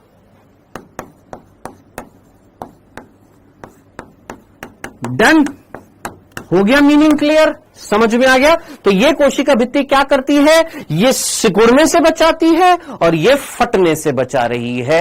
ये थी दो कार्य किसके, प्रोकैरियोटिक कोशिका में मिलने वाली कोशिका भित्ति के। अब मैं आपको बताता हूं, हमारी एनसीईआरटी में यही चीज लिखी हुई है, किसमें, कोशिका भित्ति में। अगर तू यहां पर जल्दी से पढ़ेगा, फटाफट पढ़ेगा, तो जल्दी से पढ़, यहां पर देख क्या लिखा हुआ है, कोशिका भित्ति। यहां से यहां तक की लाइन में ग्लाइकोकैलिक्स के बारे में बता रखा है कि ये जो ग्लाइकोकैलिक्स जो होता है, अलग अलग जीवाणुओं में अलग अलग मोटाई का होता है। किसी में ये ढीला होता है तो उसको हम अवपंक परत बोलते हैं, किसी में ये मोटी और कठोर होती है तो हम उसको क्या बोलते हैं, संपुटिका। बस खत्म, इतना सही था ग्लाइकोकैलिक्स। नेक्स्ट, कोशिका भित्ति। कोशिका भित्ति में क्या दे रखा है कि कोशिका भित्ति कोशिका के आकार को निर्धारित करती है, यही बताया। कोशिका के आकार को मेंटेन करती है, उसकी संरचनात्मक, उसको संरचनात्मक क्या लिखा हुआ, सशक्त संरचनात्मक भूमिका प्रदान करती है, मीनिंग उसकी संरचना को बनाए रखती है। तो याद रखना, सेल वॉल जो है वो कोशिका के आकार को, उसकी संरचना को बनाए रखती है। दूसरा, ये जीवाणु को फटने से और निपातित, निपातित का मतलब होता है कोलैप्सिंग से बचाती है। डन सर, टाइम हो गया प्रश्न का? नहीं, अभी नहीं हुआ, अभी 10 मिनट है, मेरे को टाइम दिखाई दे रहा है। बार बार स्पैम मत करा कर, टाइम हो गया, टाइम हो गया, 5:15 पर होता है, अभी 5:05 हुए हैं। हाँ जी, डन, चले आगे, क्लियर है, आगे बढ़े। ये हमने कोशिका भित्ति में इतने से 2 बिंदु पढ़े हैं कि कोशिका भित्ति किससे बनी होती है प्रोकैरियोट्स में, ये ठीक है। दूसरा, इसका कार्य क्या होता है, ये ठीक है। अब तीसरा बिंदु वो ये है कि कोशिका भित्ति के आधार पर जीवाणुओं को हम 2 भागों में बांटते हैं। क्या, कोशिका भित्ति जो होती है, कोशिका भित्ति के आधार पर जीवाणु 2 प्रकार के होते हैं। अब कौन कौन से होते हैं जरा ध्यान से सुनना। पहला, एक होते हैं ग्राम पॉजिटिव और एक होते हैं ग्राम नेगेटिव। एक होते हैं ग्राम पॉजिटिव और एक होते हैं ग्राम नेगेटिव। सर ये क्या होता है, ग्राम पॉजिटिव क्या होता है, ग्राम नेगेटिव क्या होता है? सर हिंदी में क्या बोलते हैं? अरे पॉजिटिव को क्या बोलेंगे, धनात्मक, नेगेटिव को क्या बोलेंगे, ऋणात्मक। तो ग्राम धनात्मक, ग्राम ऋणात्मक क्या होता है ये पढ़ने से पहले एक काम करते हैं, पहले क्वेश्चंस कर ले, क्वेश्चंस कर ले। सर कृष्ण, ग्राम, कृष्ण नहीं थे बेटा, वो कृष्ण नहीं थे, वो क्रिश्चियन थे, ठीक है, ठीक है। आइए सर, ह्यूमन का स्ट्रक्चर कौन बनाता है? कौन से ह्यूमन का स्ट्रक्चर बनाना है तुमको, फलक? कौन से ह्यूमन का स्ट्रक्चर बनाना है बेटा? क्वेश्चन ऐसे पूछो कि सर मानव कोशिका की संरचना या उसके आकार को कौन बनाए रखता है? तो जब आएगा यूकैरियोटिक कोशिका तो वहां पर आएगा कोशिका कंकाल। कोशिका कंकाल जो होती है वो स्ट्रक्चर को मेंटेन करती है। आइए, तो कुछ क्वेश्चंस जो हमने कल किए थे पेज नंबर 90 पर 9 क्वेश्चन थे, जो पुरानी एनसीईआरटी में 128 से 9 क्वेश्चन बन रहे थे, जिसमें से 4 क्वेश्चन मैंने आपको बता दिए थे। पहला ये करा दिया था, याद है? उपरोक्त में से कौन सी प्रोकैरियोटिक कोशिकाओं का विशिष्ट लक्षण है? प्लाज्मिड नहीं था, कोशिका भित्ति नहीं थी, 70S राइबोसोम नहीं था, कौन था? अंत्यवरिष्ठ पिंड, ये मैंने आपको कल बता दिया था। दूसरा, कौन सी संरचना प्रोकैरियोटिक कोशिका में नहीं पाई जा रही है, ये हमने देख लिया था, केंद्रक आवरण। जीवाणु का आकार प्रारूपिक, टिपिकल जीवाणु जो होता है, जो ज्यादातर मिलते हैं 1 से 2 माइक्रोमीटर, नॉर्मल बैक्टीरिया पूछ ले तो 3 से 5 माइक्रोमीटर। निम्नलिखित में से कौन प्लाज्मिड के बारे में सही नहीं था? ये वाला जीवाणुओं में आनुवांशिक लक्षण नहीं दे रहे थे, सम लक्षण प्रदान कर रहे थे, फिनोटाइपिक कैरेक्टर दे रहे थे। ये 4 क्वेश्चन हम कर चुके थे। 5वां जल्दी से करिएगा, फटाफट बेटा। सर जंतु कोशिका को निपातित होने से कौन बचाता? कोई नहीं बचाता। जंतु कोशिका निपातित हो जाती है और फट भी जाती है। जंतु कोशिका जो है अगर उसको अति पराशरी या अल्प पराशरी घोल में रखें, अगर अति पराशरी घोल में रखेंगे तो वो पिचक जाएगी, अल्प पराशरी घोल में डाले तो वो फट सकती है। ठीक है, कौन फटने से बचाती है या कौन पिचकने से बचाती है? कोशिका भित्ति। तो हमारे अंदर कोशिका भित्ति नहीं होती है तो हमारी कोशिका फट भी सकती है और हमारी कोशिका कोलैप्स भी हो सकती है, सिकुड़ भी सकती है। डन। चलिए जी, बैक्टीरिया में कोशिका आवरण में शामिल है, जल्दी से आंसर लगाइए, सिंपल सा प्रश्न है। हाँ भैया, कोशिका आवरण में कौन शामिल है? आप अच्छे तरीके से जानते हैं, 3 चीजें शामिल है। कौन? ग्लाइकोकैलिक्स, कोशिका भित्ति और प्लाज्मा झिल्ली। ये मैंने अभी आपको बता दिया, सीधा सीधा सिंपल सा आंसर है। नेक्स्ट, छठा, लगाइए इसका आंसर।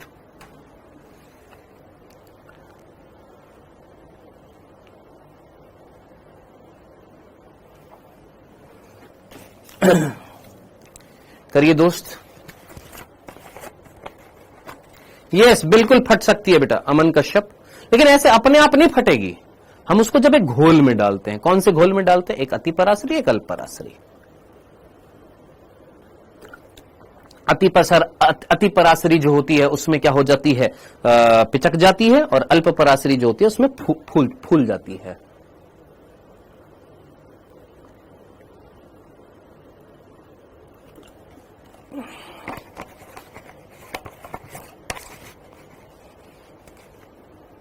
सॉरी, अति पराशरी में जब डालते हैं तो फूल जाती है, अल्प पराशरी में जब डालते हैं तो वो पिचक जाती है।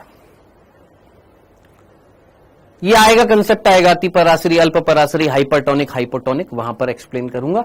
अभी जल्दी से यहां पर बताइए इसका आंसर क्या किया आप लोगों ने? सेकंड, थर्ड, समपराशरी में यूं की यूं बनी रहती है। हाँ जी, सेकंड, थर्ड, क्या किया? फर्स्ट, बहुत ही बढ़िया वैष्णवी, बहुत बढ़िया, गजब। तुमको आकार याद है? यूकैरियोटिक कोशिका। पहले तो सोच, यूकैरियोटिक कोशिका, पीपीएलओ वायरस, बैक्टीरिया। सबसे छोटा आकार जो था इनमें से, आकार सबसे छोटा किसका होगा इनमें से? सबसे पहले मैंने तेरे को वायरस लिखवाया था 0.02 से 0.2 माइक्रोमीटर। तो सबसे छोटा कौन होना चाहिए? वायरस। तो ये तो बिल्कुल नहीं होएगा, ये बिल्कुल नहीं होएगा।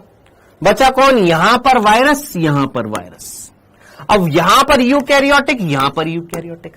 अब बचा बैक्टीरिया और पीपीएलओ। अब याद कर, पीपीएलओ का आकार कितना था? 0.1। और बैक्टीरिया का कितना था? याद कर, बैक्टीरिया का 1 से 2 या 3 से 5। तो करेक्ट आंसर क्या होएगा? सेकंड करेक्ट आंसर होएगा दोस्त। कैसे थर्ड लगा रहे हो तुम? का एनसीईआरटी बेस्ड है, और तुम अगर गलती कर रहे हो तो देख लो तुम गलती कर रहे हो। सर आपने ये नहीं बताया कि जीवित कोशिका और मृत कोशिका में क्या डिफरेंस है। बहुत बढ़िया। नेक्स्ट, प्लूरोनिमोनिया समजीव। अरे जीवित कोशिका जिसमें जीव द्रव्य मिलेगा, जीवित कोशिका, प्रोटोप्लास्ट नहीं बताया था तेरे को? प्रोटोप्लाज्म नहीं बताया था? वो कोशिका जिसमें जीव द्रव्य मिलेगा वो जीवित कोशिका, जिसमें नहीं मिलेगा वो मृत कोशिका, सीधा सीधा। प्लूरोनिमोनिया समजीव का आकार कितना होता है?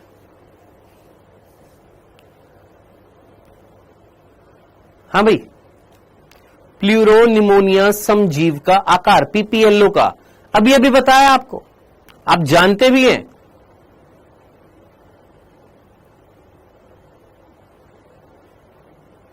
Done, clear. आंसर क्या हो जाएगा? 0.1 माइक्रोमीटर। सभी ने यही किया? हाँ सर, कर लिया। सिंपल सा था। चले आगे आगे। चलिए जी, ये वाला मत करिए अभी, ये अभी मैंने कराया नहीं है मीजोजोम से, आप छोड़ सकते हैं। बाकी ये वाला भी मीजोजोम है, ये भी अभी छोड़ सकते हैं। ठीक है, चलिए आगे पढ़ाई करते हैं। वापस से 2 क्वेश्चन है जो मीजोजोम से रिलेटेड है। जिनको आता है अच्छी बात है, जिनको नहीं आता है रुक जाइए, अभी पहले हम आगे का पढ़ लेते हैं। ठीक है, 2 क्वेश्चन थे लास्ट के, एक दोनों मीजोजोम से रिलेटेड थे। आइए, ग्राम पॉजिटिव, ग्राम नेगेटिव, दोनों में क्या डिफरेंस होता है? हमने बोला कोशिका भित्ति के आधार पर जीवाणु जो है वो 2 प्रकार के होते हैं। हुआ क्या था, एक वैज्ञानिक जिनका नाम था क्रिश्चियन ग्राम। क्रिश्चियन ग्राम ने एक तकनीक, अब वैज्ञानिक है तो कुछ ना कुछ खुरापात तो करते रहते हैं। इन्होंने खुरापात करी। क्या खुरापात करी? इन्होंने क्या किया, इन्होंने एक पैट्री डिश ली, या इन्होंने एक इस तरीके से जार लिया। उस जार के अंदर इन्होंने बैक्टीरिया जो थे वो रख दिए हैं, अलग अलग प्रकार के बैक्टीरिया रख दिए हैं। ठीक है, अब ये जो अलग अलग प्रकार के बैक्टीरिया इन्होंने रखे,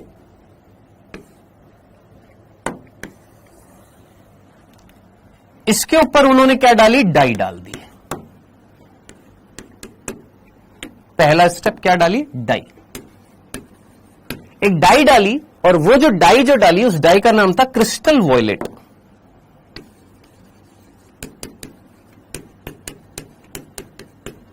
ये थोड़ा सा हम एक्स्ट्रा पढ़ रहे हैं, आउट ऑफ एनसीईआरटी, थोड़ा सा हटके पढ़ रहे हैं, जरूरी है। क्रिस्टल वॉयलेट एक डाई है। डाई समझ में आता है, जैसे हम बालों को डाई कर लेते, कलर देती है ना, ऐसे ही मतलब यूं मान लें, क्रिश्चियन ग्राम जो है, इन क्रिश्चियन ग्राम के नाम में कृष्ण लगा दे। कृष्णा जी जो है, कृष्ण जी जो है, वो क्या कर रहे थे, होली खेल रहे थे। किसके साथ में, बैक्टीरिया के साथ में। कृष्णा ने कहा आओ होली खेलते हैं सखी, हम तुम्हारे साथ होली खेलते हैं। तो कृष्णा ने होली खेली और रंग डाल दिया। कौन सा, बैंगनी रंग डाल दिया। क्रिस्टल वॉयलेट कैसा रंग है सर, बैंगनी रंग है। डाल दिया किसके ऊपर सर, इन बैक्टीरिया के ऊपर डाल दिया। ठीक है सर, बैक्टीरिया के ऊपर डालने के बाद ये बैक्टीरिया जो थे ये कैसे रंग के हो गए, अब आप खुद अच्छे तरीके से समझ जाएंगे। ये बैक्टीरिया जो थे, ये बैक्टीरिया जो थे, ये पर्पल कलर के हो गए। पर्पल पर्पल, ठीक है जनाब, ये बैक्टीरिया कैसे हो गए सर, पर्पल कलर के हो गए। ओके, डाई चढ़ गई, डाई लग गई उनके ऊपर, होली खेल ली, रंग डाल दिया। चलो सर, अब आगे। तो फर्स्ट स्टेप क्या था सर, पहला चरण क्या था, डाई डालने का था, होली खेलनी। अब होली खेलने के बाद नहाना भी तो पड़ेगा। हाँ सर, तो थोड़ा सा नहला दिया इनको। क्या की दिया, इनको वाटर के साथ में वॉश कर दिया। सेकंड स्टेप, ये स्टेप फर्स्ट है, ये सेकंड स्टेप है, वाटर के साथ में वॉश कर दिया।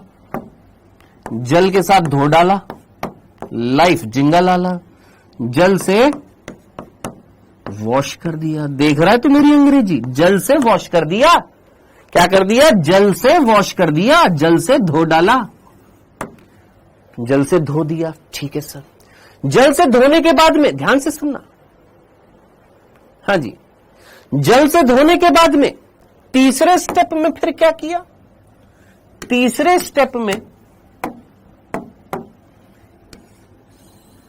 ये जो यहां पर पर्पल बैक्टीरिया जो थे,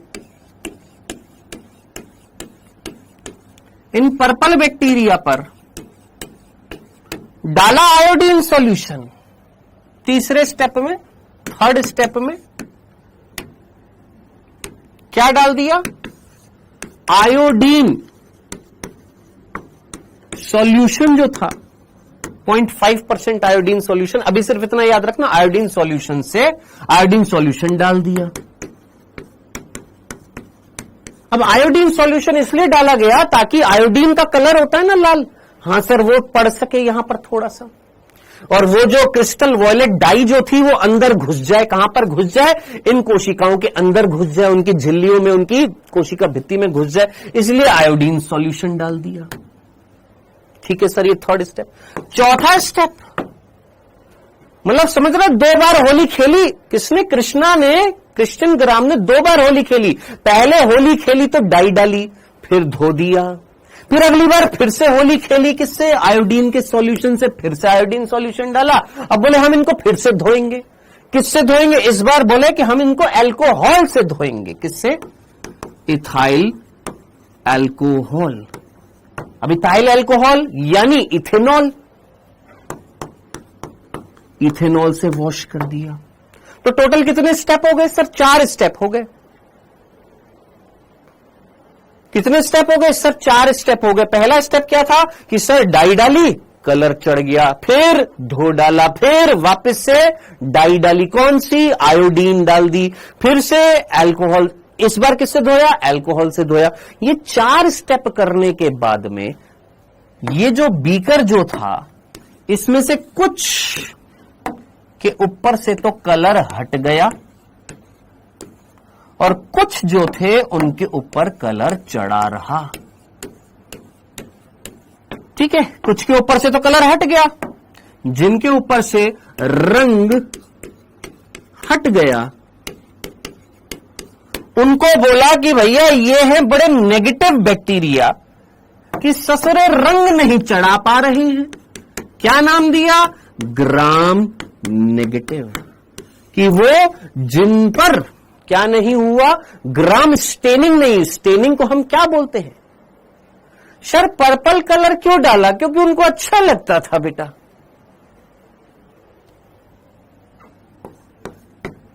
कैसी बातें कर रहे हो यार? अलग अलग प्रकार की डाई है, उन्होंने अपने एक्सपेरिमेंट में ये डाई इस्तेमाल कर ली ताकि अच्छे से माइक्रोस्कोप में दिख जाए। अब मैं आपको और डिटेल में नहीं पढ़ा रहा हूं, नहीं तो इसके बाद में एक और स्टेप होता है, 5वें स्टेप होता है। 5वें स्टेप में क्या किया जाता है कि यहां पर जिन पर नहीं चढ़ा है ना, उनके ऊपर फिर से डाई डाली जाती है। कौन सी? सैफ्रोनिन डाली जाती है। सैफ्रोनिन, ये 5वां स्टेप होता है, सैफ्रोनिन डाली जाती है। और सैफ्रोनिन जब डाल दी जाती है तो इनके ऊपर कौन सा कलर चढ़ जाता है? सर लाल कलर। क्या मैंने तेरे को पढ़ाया? क्योंकि तू कंफ्यूज हो जाएगा। जहां जितनी नीड है उतना ही पढ़ाऊंगा। मेरे को तेरे को पीएचडी नहीं करानी है, मेरे को तेरा सिलेक्शन चाहिए नीट के एग्जाम में। हाँ, उसके बाद में जब सिलेक्शन हो जाएगा उसके बाद में पढ़ना आराम से, जितना डिटेल में पढ़ना है ना। तो समझना इस चीज को क्या कि भैया इसके ऊपर जब चौथा स्टेप कर दिया, अल्कोहल से धो डाला, तो इसमें से 2 बैक्टीरिया इस तरीके से उभर कर आए।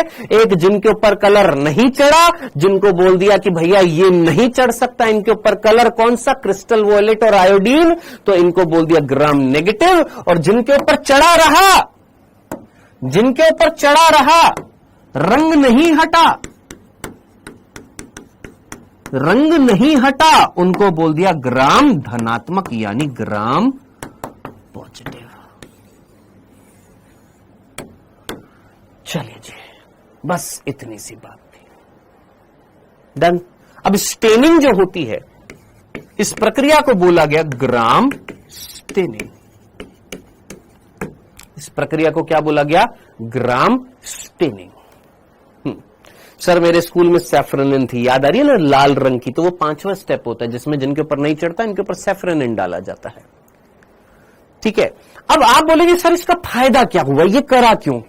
इससे क्या पता लगा? इससे ये पता लगा कि आपके बैक्टीरिया 2 प्रकार के होते हैं।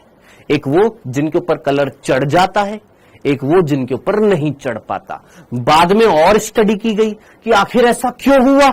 अब आप में से कोई ना कोई दिमाग में आपके प्रश्न बनेगा ना, सर ऐसा क्यों हुआ, इसके ऊपर कलर क्यों चढ़ा रह गया, इसके ऊपर कलर क्यों हट गया, इसके ऊपर क्यों कलर हट गया, इसके ऊपर क्यों कलर चढ़ा रह गया। तो ये हम डिटेल में पढ़ते हैं हायर क्लासेस में, हालांकि पहले के बैचेस में मैंने पढ़ाया हुआ है और मैं नहीं चाहता हूं कि इतना डिटेल में मैं आपको ले जाऊं जो इलॉजिकल हो, टाइम वेस्ट हो। क्वेश्चन तेरे से नहीं पूछा जाएगा कि बेटा बता इसके ऊपर कलर क्यों हट गया, बता इसके ऊपर क्यों कलर चढ़ा रह गया। अगर मैं ले जाना होता मैं तेरे को बिल्कुल ले जाता कि भैया ये जो ग्राम पॉजिटिव जो होते हैं इनकी कोशिका भित्ति जो होती है वो 2 स्तरों से बनी होती है, एक होती है पेप्टिडोग्लाइकेन और एक होती है लिपोपॉलीसेकेराइड। जबकि ग्राम नेगेटिव जो होते हैं इसमें केवल पेप्टिडोग्लाइकेन होती है। पेप्टिडोग्लाइकेन की मोटी स्तर होती है, यहां पर पेप्टिडोग्लाइकेन की पतली स्तर होती है। और कौन होता है? लिपोपॉलीसेकेराइड। वो लिपोपॉलीसेकेराइड और पेप्टिडोग्लाइकेन के बीच में कलर अटक जाता है, यहां पर केवल एक स्तर है, कलर नहीं अटकता, इसलिए कलर निकल जाता है। कोई लॉजिक ही नहीं होता पढ़ाने का, क्योंकि ना ही क्वेश्चन बनेगा, हां बस सांत्वना मिल जाएगी, हां अच्छा लगा, लेकिन अच्छा नहीं लगना है, स्मार्ट प्ले करना है कि क्वेश्चन जो बनेगा वो केवल तेरी एनसीईआरटी बेस्ड बनेगा। और एनसीईआरटी में क्या दे रखा है? सिर्फ इतना सा दे रखा है, क्या? पढ़ जल्दी से। जीवाणुओं को उनकी कोशिका आवरण में विभिन्नता, यानी जो जीवाणु है उनकी कोशिका आवरण जो है उसमें क्या है? चेंजेस हैं, उसमें परिवर्तन है। सभी जीवाणुओं की कोशिका आवरण अलग अलग, सभी जीवाणुओं की जो कोशिका आवरण है सेम नहीं है। किसी की कोशिका भित्ति अलग है, कोई ग्राम पॉजिटिव है, कोई ग्राम नेगेटिव है। तो देख क्या लिखा हुआ है, ग्राम द्वारा विकसित अभिरंजन विधि। सर ये अभिरंजन क्या होता है? अभिरंजन का मतलब रंग देना। अभिरंजन का मतलब क्या होता है? स्टेनिंग। अभिरंजन को हम क्या बोलते हैं? स्टेनिंग बोलते हैं। यहां पर लिखा है ना ग्राम अभिरंजन, कहां लिखा है? यहां। इसको हम बोलते हैं ग्राम अभिरंजन। अलख निरंजन, ग्राम अभिरंजन। तो अभिरंजन का मतलब होता है रंग देना।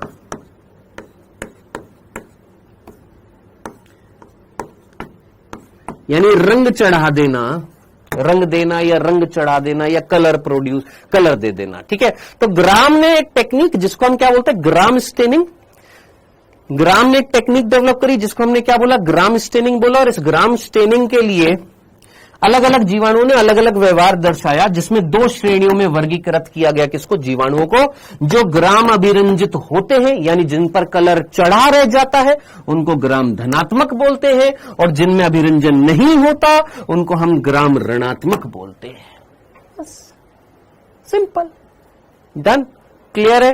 एक कह रहा है क्वेश्चन कराओ, बाबला तो नहीं हो गया है बेटा, बावला तो नहीं हो गया। अभी मैंने तेरे को 9 क्वेश्चन दिखाए थे जिसमें टोटल मैं 7 क्वेश्चन करा चुका हूं। मैंने बोला 2 क्वेश्चन मीजोसोम से रिलेटेड हैं, मीजोसोम मैंने अभी पढ़ाया नहीं है तेरे को, फिर कह रहा है क्वेश्चन कराओ। बेटा कहां सूंघ लिए हो, समझ में आ गया, ये समझ में आ गया। चलो जी, तो ये वाली चीज हमारी क्लियर हो गई है। अब इसके बाद में अगला जो टॉपिक आता है वो क्या आता है, समझना। क्या हमने बेटा यहां पर कोशिका आवरण पढ़ रहे थे जिसमें हमने ग्लाइकोकैलिक्स पूरा का पूरा देख लिया, हमने कोशिका भित्ति पूरी की पूरी देख ली। अब आती है कोशिका झिल्ली, और कोशिका झिल्ली से संबंधित है मीजोसोम्स। हां, मैं मीजोसोम वाला क्वेश्चन तेरे को दिखा देता हूं, अगर तू ड्रॉपर है, पहले पढ़ रखा है तो ट्राई कर ले, ठीक है। नहीं आता टेंशन मत लेना कि सर हमको नहीं आ रहा है, मैं क्वेश्चन तेरे को दिखा देता हूं क्योंकि ऑलमोस्ट टाइम होने वाला है, इसलिए मैं वहां लास्ट के जो 2 क्वेश्चन है एक बार दिखा देता हूं तेरे को। ये ले, अगर आता है तो करने की कोशिश करना, नहीं आता तो छोड़ देना, कोई दिक्कत नहीं है।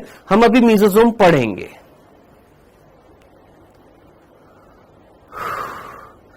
सांस तो ले लो सर,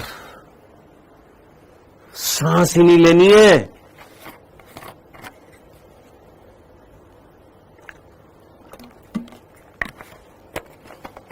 ऑलरेडी मेरी एक सांस है, और कितनी सांस लूं मैं, एक सांस मेरी घर पर बैठी है, और कितनी सांस लूं, बस एक ही सांस काफी है। हाँ जी, इसका आंसर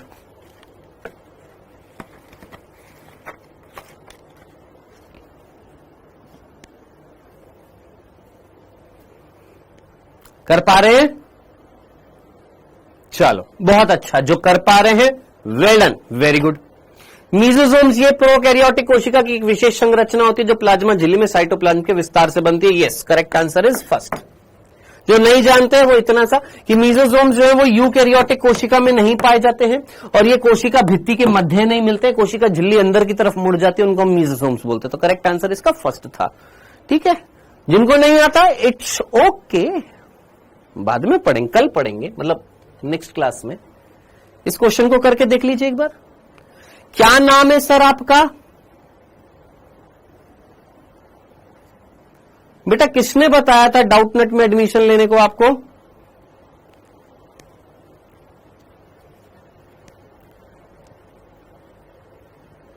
सर एनसीईआरटी संपूर्ण नहीं मिलेगी, अभी मैं बता देता हूं, वही मिलेगी जो पुरानी वाली, कोई नई नहीं मिलेगी। तो अपने बैच में जाकर पुरानी एनसीईआरटी, मतलब पिछले साल की जो एनसीईआरटी संपूर्ण है, उसी को ही डाउनलोड कर सकते हो आप।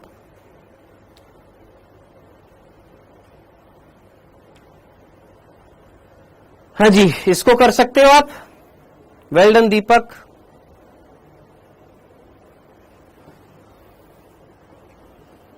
Sir gram positive gram negative से कोई क्वेश्चन नहीं बनाए हो क्या आप? हम आपसे क्वेश्चन पूछ लेते। पहला कथन दे रखा है कि ग्राम धनात्मक में ग्राम अभिरंजन नहीं होता। दूसरा कथन दे रखा है ग्राम ऋणात्मक में ग्राम अभिरंजन होता है। बता क्या आंसर होएगा? दोनों गलत हो गए। इसी तरीके से क्वेश्चन बनेंगे, कोई अलग क्वेश्चन नहीं बनेगा। सिंपल याद रखना है, ग्राम पॉजिटिव वो जिनमें कलर चढ़ा रह जाएगा, ग्राम नेगेटिव वो जिनमें कलर नहीं चढ़ा रहेगा। सिंपल। देखो यार दोस्त, बायो ना आप लोग जितना इंटरेस्ट लेते हो ना, बायो उतनी ही इजी है, बहुत इजी है। बायो टफ नहीं है, इजी है। बायो में अच्छे मार्क्स आ सकते हैं, बिल्कुल आ सकते हैं। दिक्कत कहां पर होती है? सिर्फ टाइम की। इस बार भी कई ऐसे बच्चे हैं जिनके 360 में से 320 330 मार्क्स आए, लेकिन 1.5 घंटा लगा दिया उन्होंने बायो करते हुए।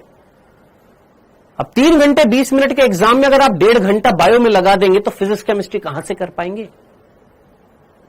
तो बायो सिर्फ टाइम मांगती है और कुछ नहीं।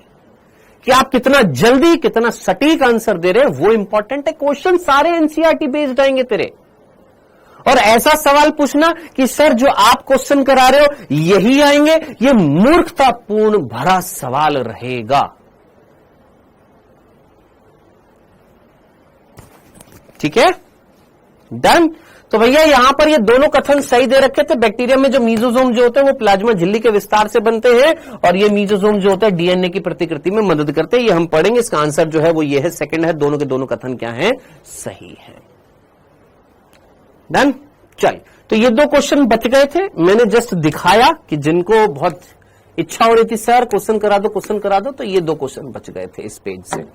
हाँ जी, नेक्स्ट टॉपिक जो हम पढ़ने वाले हैं वो तीसरा टॉपिक पढ़ने वाले हैं। या तीसरा मींस कोशिका आवरण जो था उसका तीसरा भाग। कोशिका आवरण जो था आपने पढ़ा। कोशिका आवरण जो है, कोशिका आवरण में 3 भाग थे। ग्लाइकोकैलिक्स देख लिया, कोशिका भित्ति देख लिया। अब किसकी बारी है? कोशिका झिल्ली की बारी है। तो नेक्स्ट क्या आती है? कोशिका झिल्ली आती है।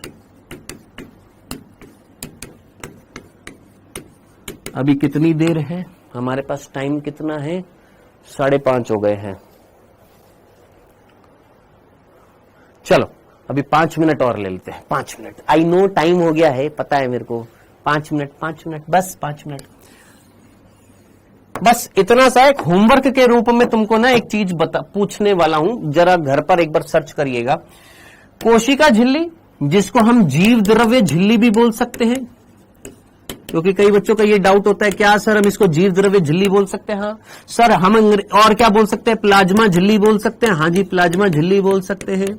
सर अंग्रेजी में क्या बोलेंगे? प्लाज्मा मेम्ब्रेन और सेल मेम्ब्रेन, प्लाज्मा लेमा।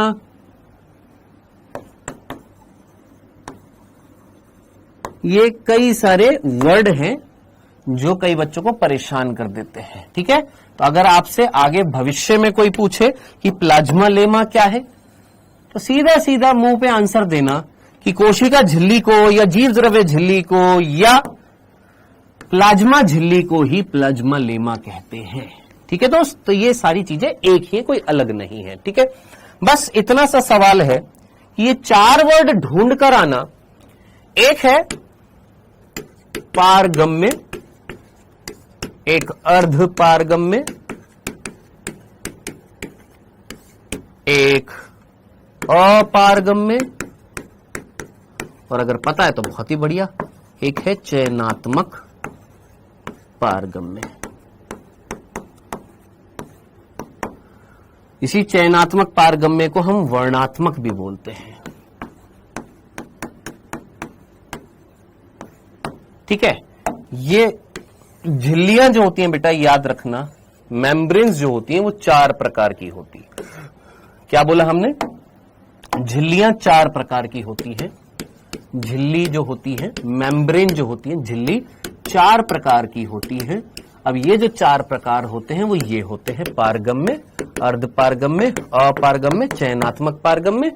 एक बार पढ़कर आना। ठीक है, अगर कहीं पर मिलता है अच्छी बात है, नहीं मिलता है तो मैं आपको बताऊंगा। और 2 वर्ड सोचकर आना।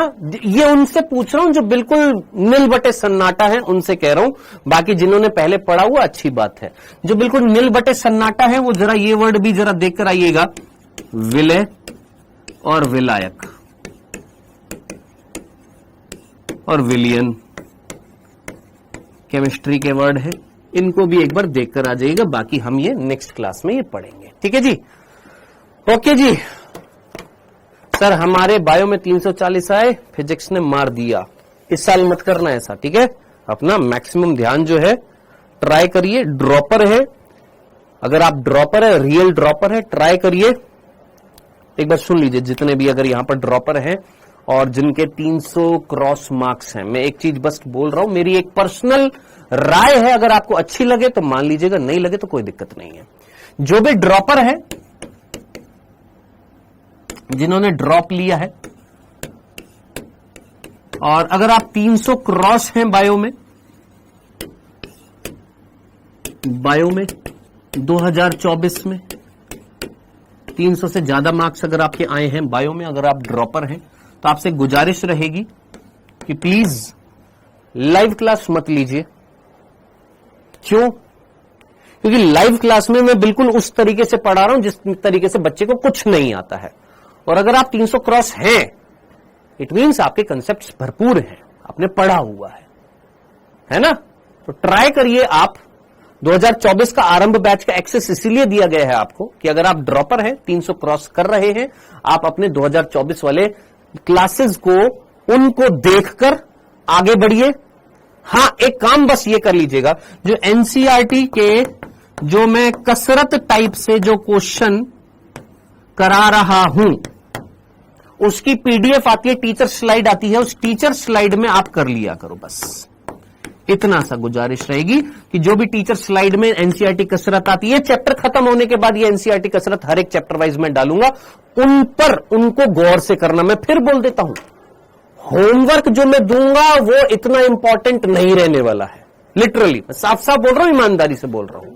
जो चीज इंपॉर्टेंट रहने वाली है वो ये कि जो यहां पर क्वेश्चंस की प्रैक्टिस कराई जाएगी वो बहुत ज्यादा इंपॉर्टेंट होने वाला है। ठीक है, तो ये चीज याद रखना। ये इस साल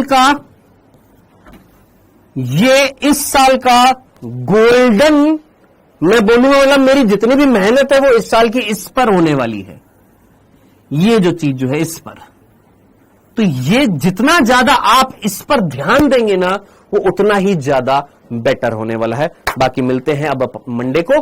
पढ़ते रहो बेटा और टेंशन मत लेना बस, ठीक है? और ये मत कहना सर एक ही दिन में सब कुछ हो जाएगा। स्टेप बाय स्टेप चीजें चलती है, पूरे साल भर का कोर्स है, तरीके से होता है। ऐसा नहीं होता कि एक ही दिन में भगा दो, एक ही दिन में सब कुछ खत्म कर दो। आई नो कि कई सारे ड्रॉपर्स होंगे जो ये कहते होंगे sir please fast. I know तुम्हारा फ्लो उस तरीके से बना हुआ है, लास्ट में इस तरीके से फ्लो बना हुआ है, एक एक दिन में तुमने एक एक चैप्टर निपटाया है, तो तुम यही सोचते हो कि हम भी अभी इसी स्पीड से पढ़। अगर उसी स्पीड से पढ़ेंगे तो नहीं हो पाएगा, क्योंकि और दूसरे बच्चे भी हैं बेटा यहां पर। ठीक है, चलो मिलते हैं, बाय बाय, टेक केयर।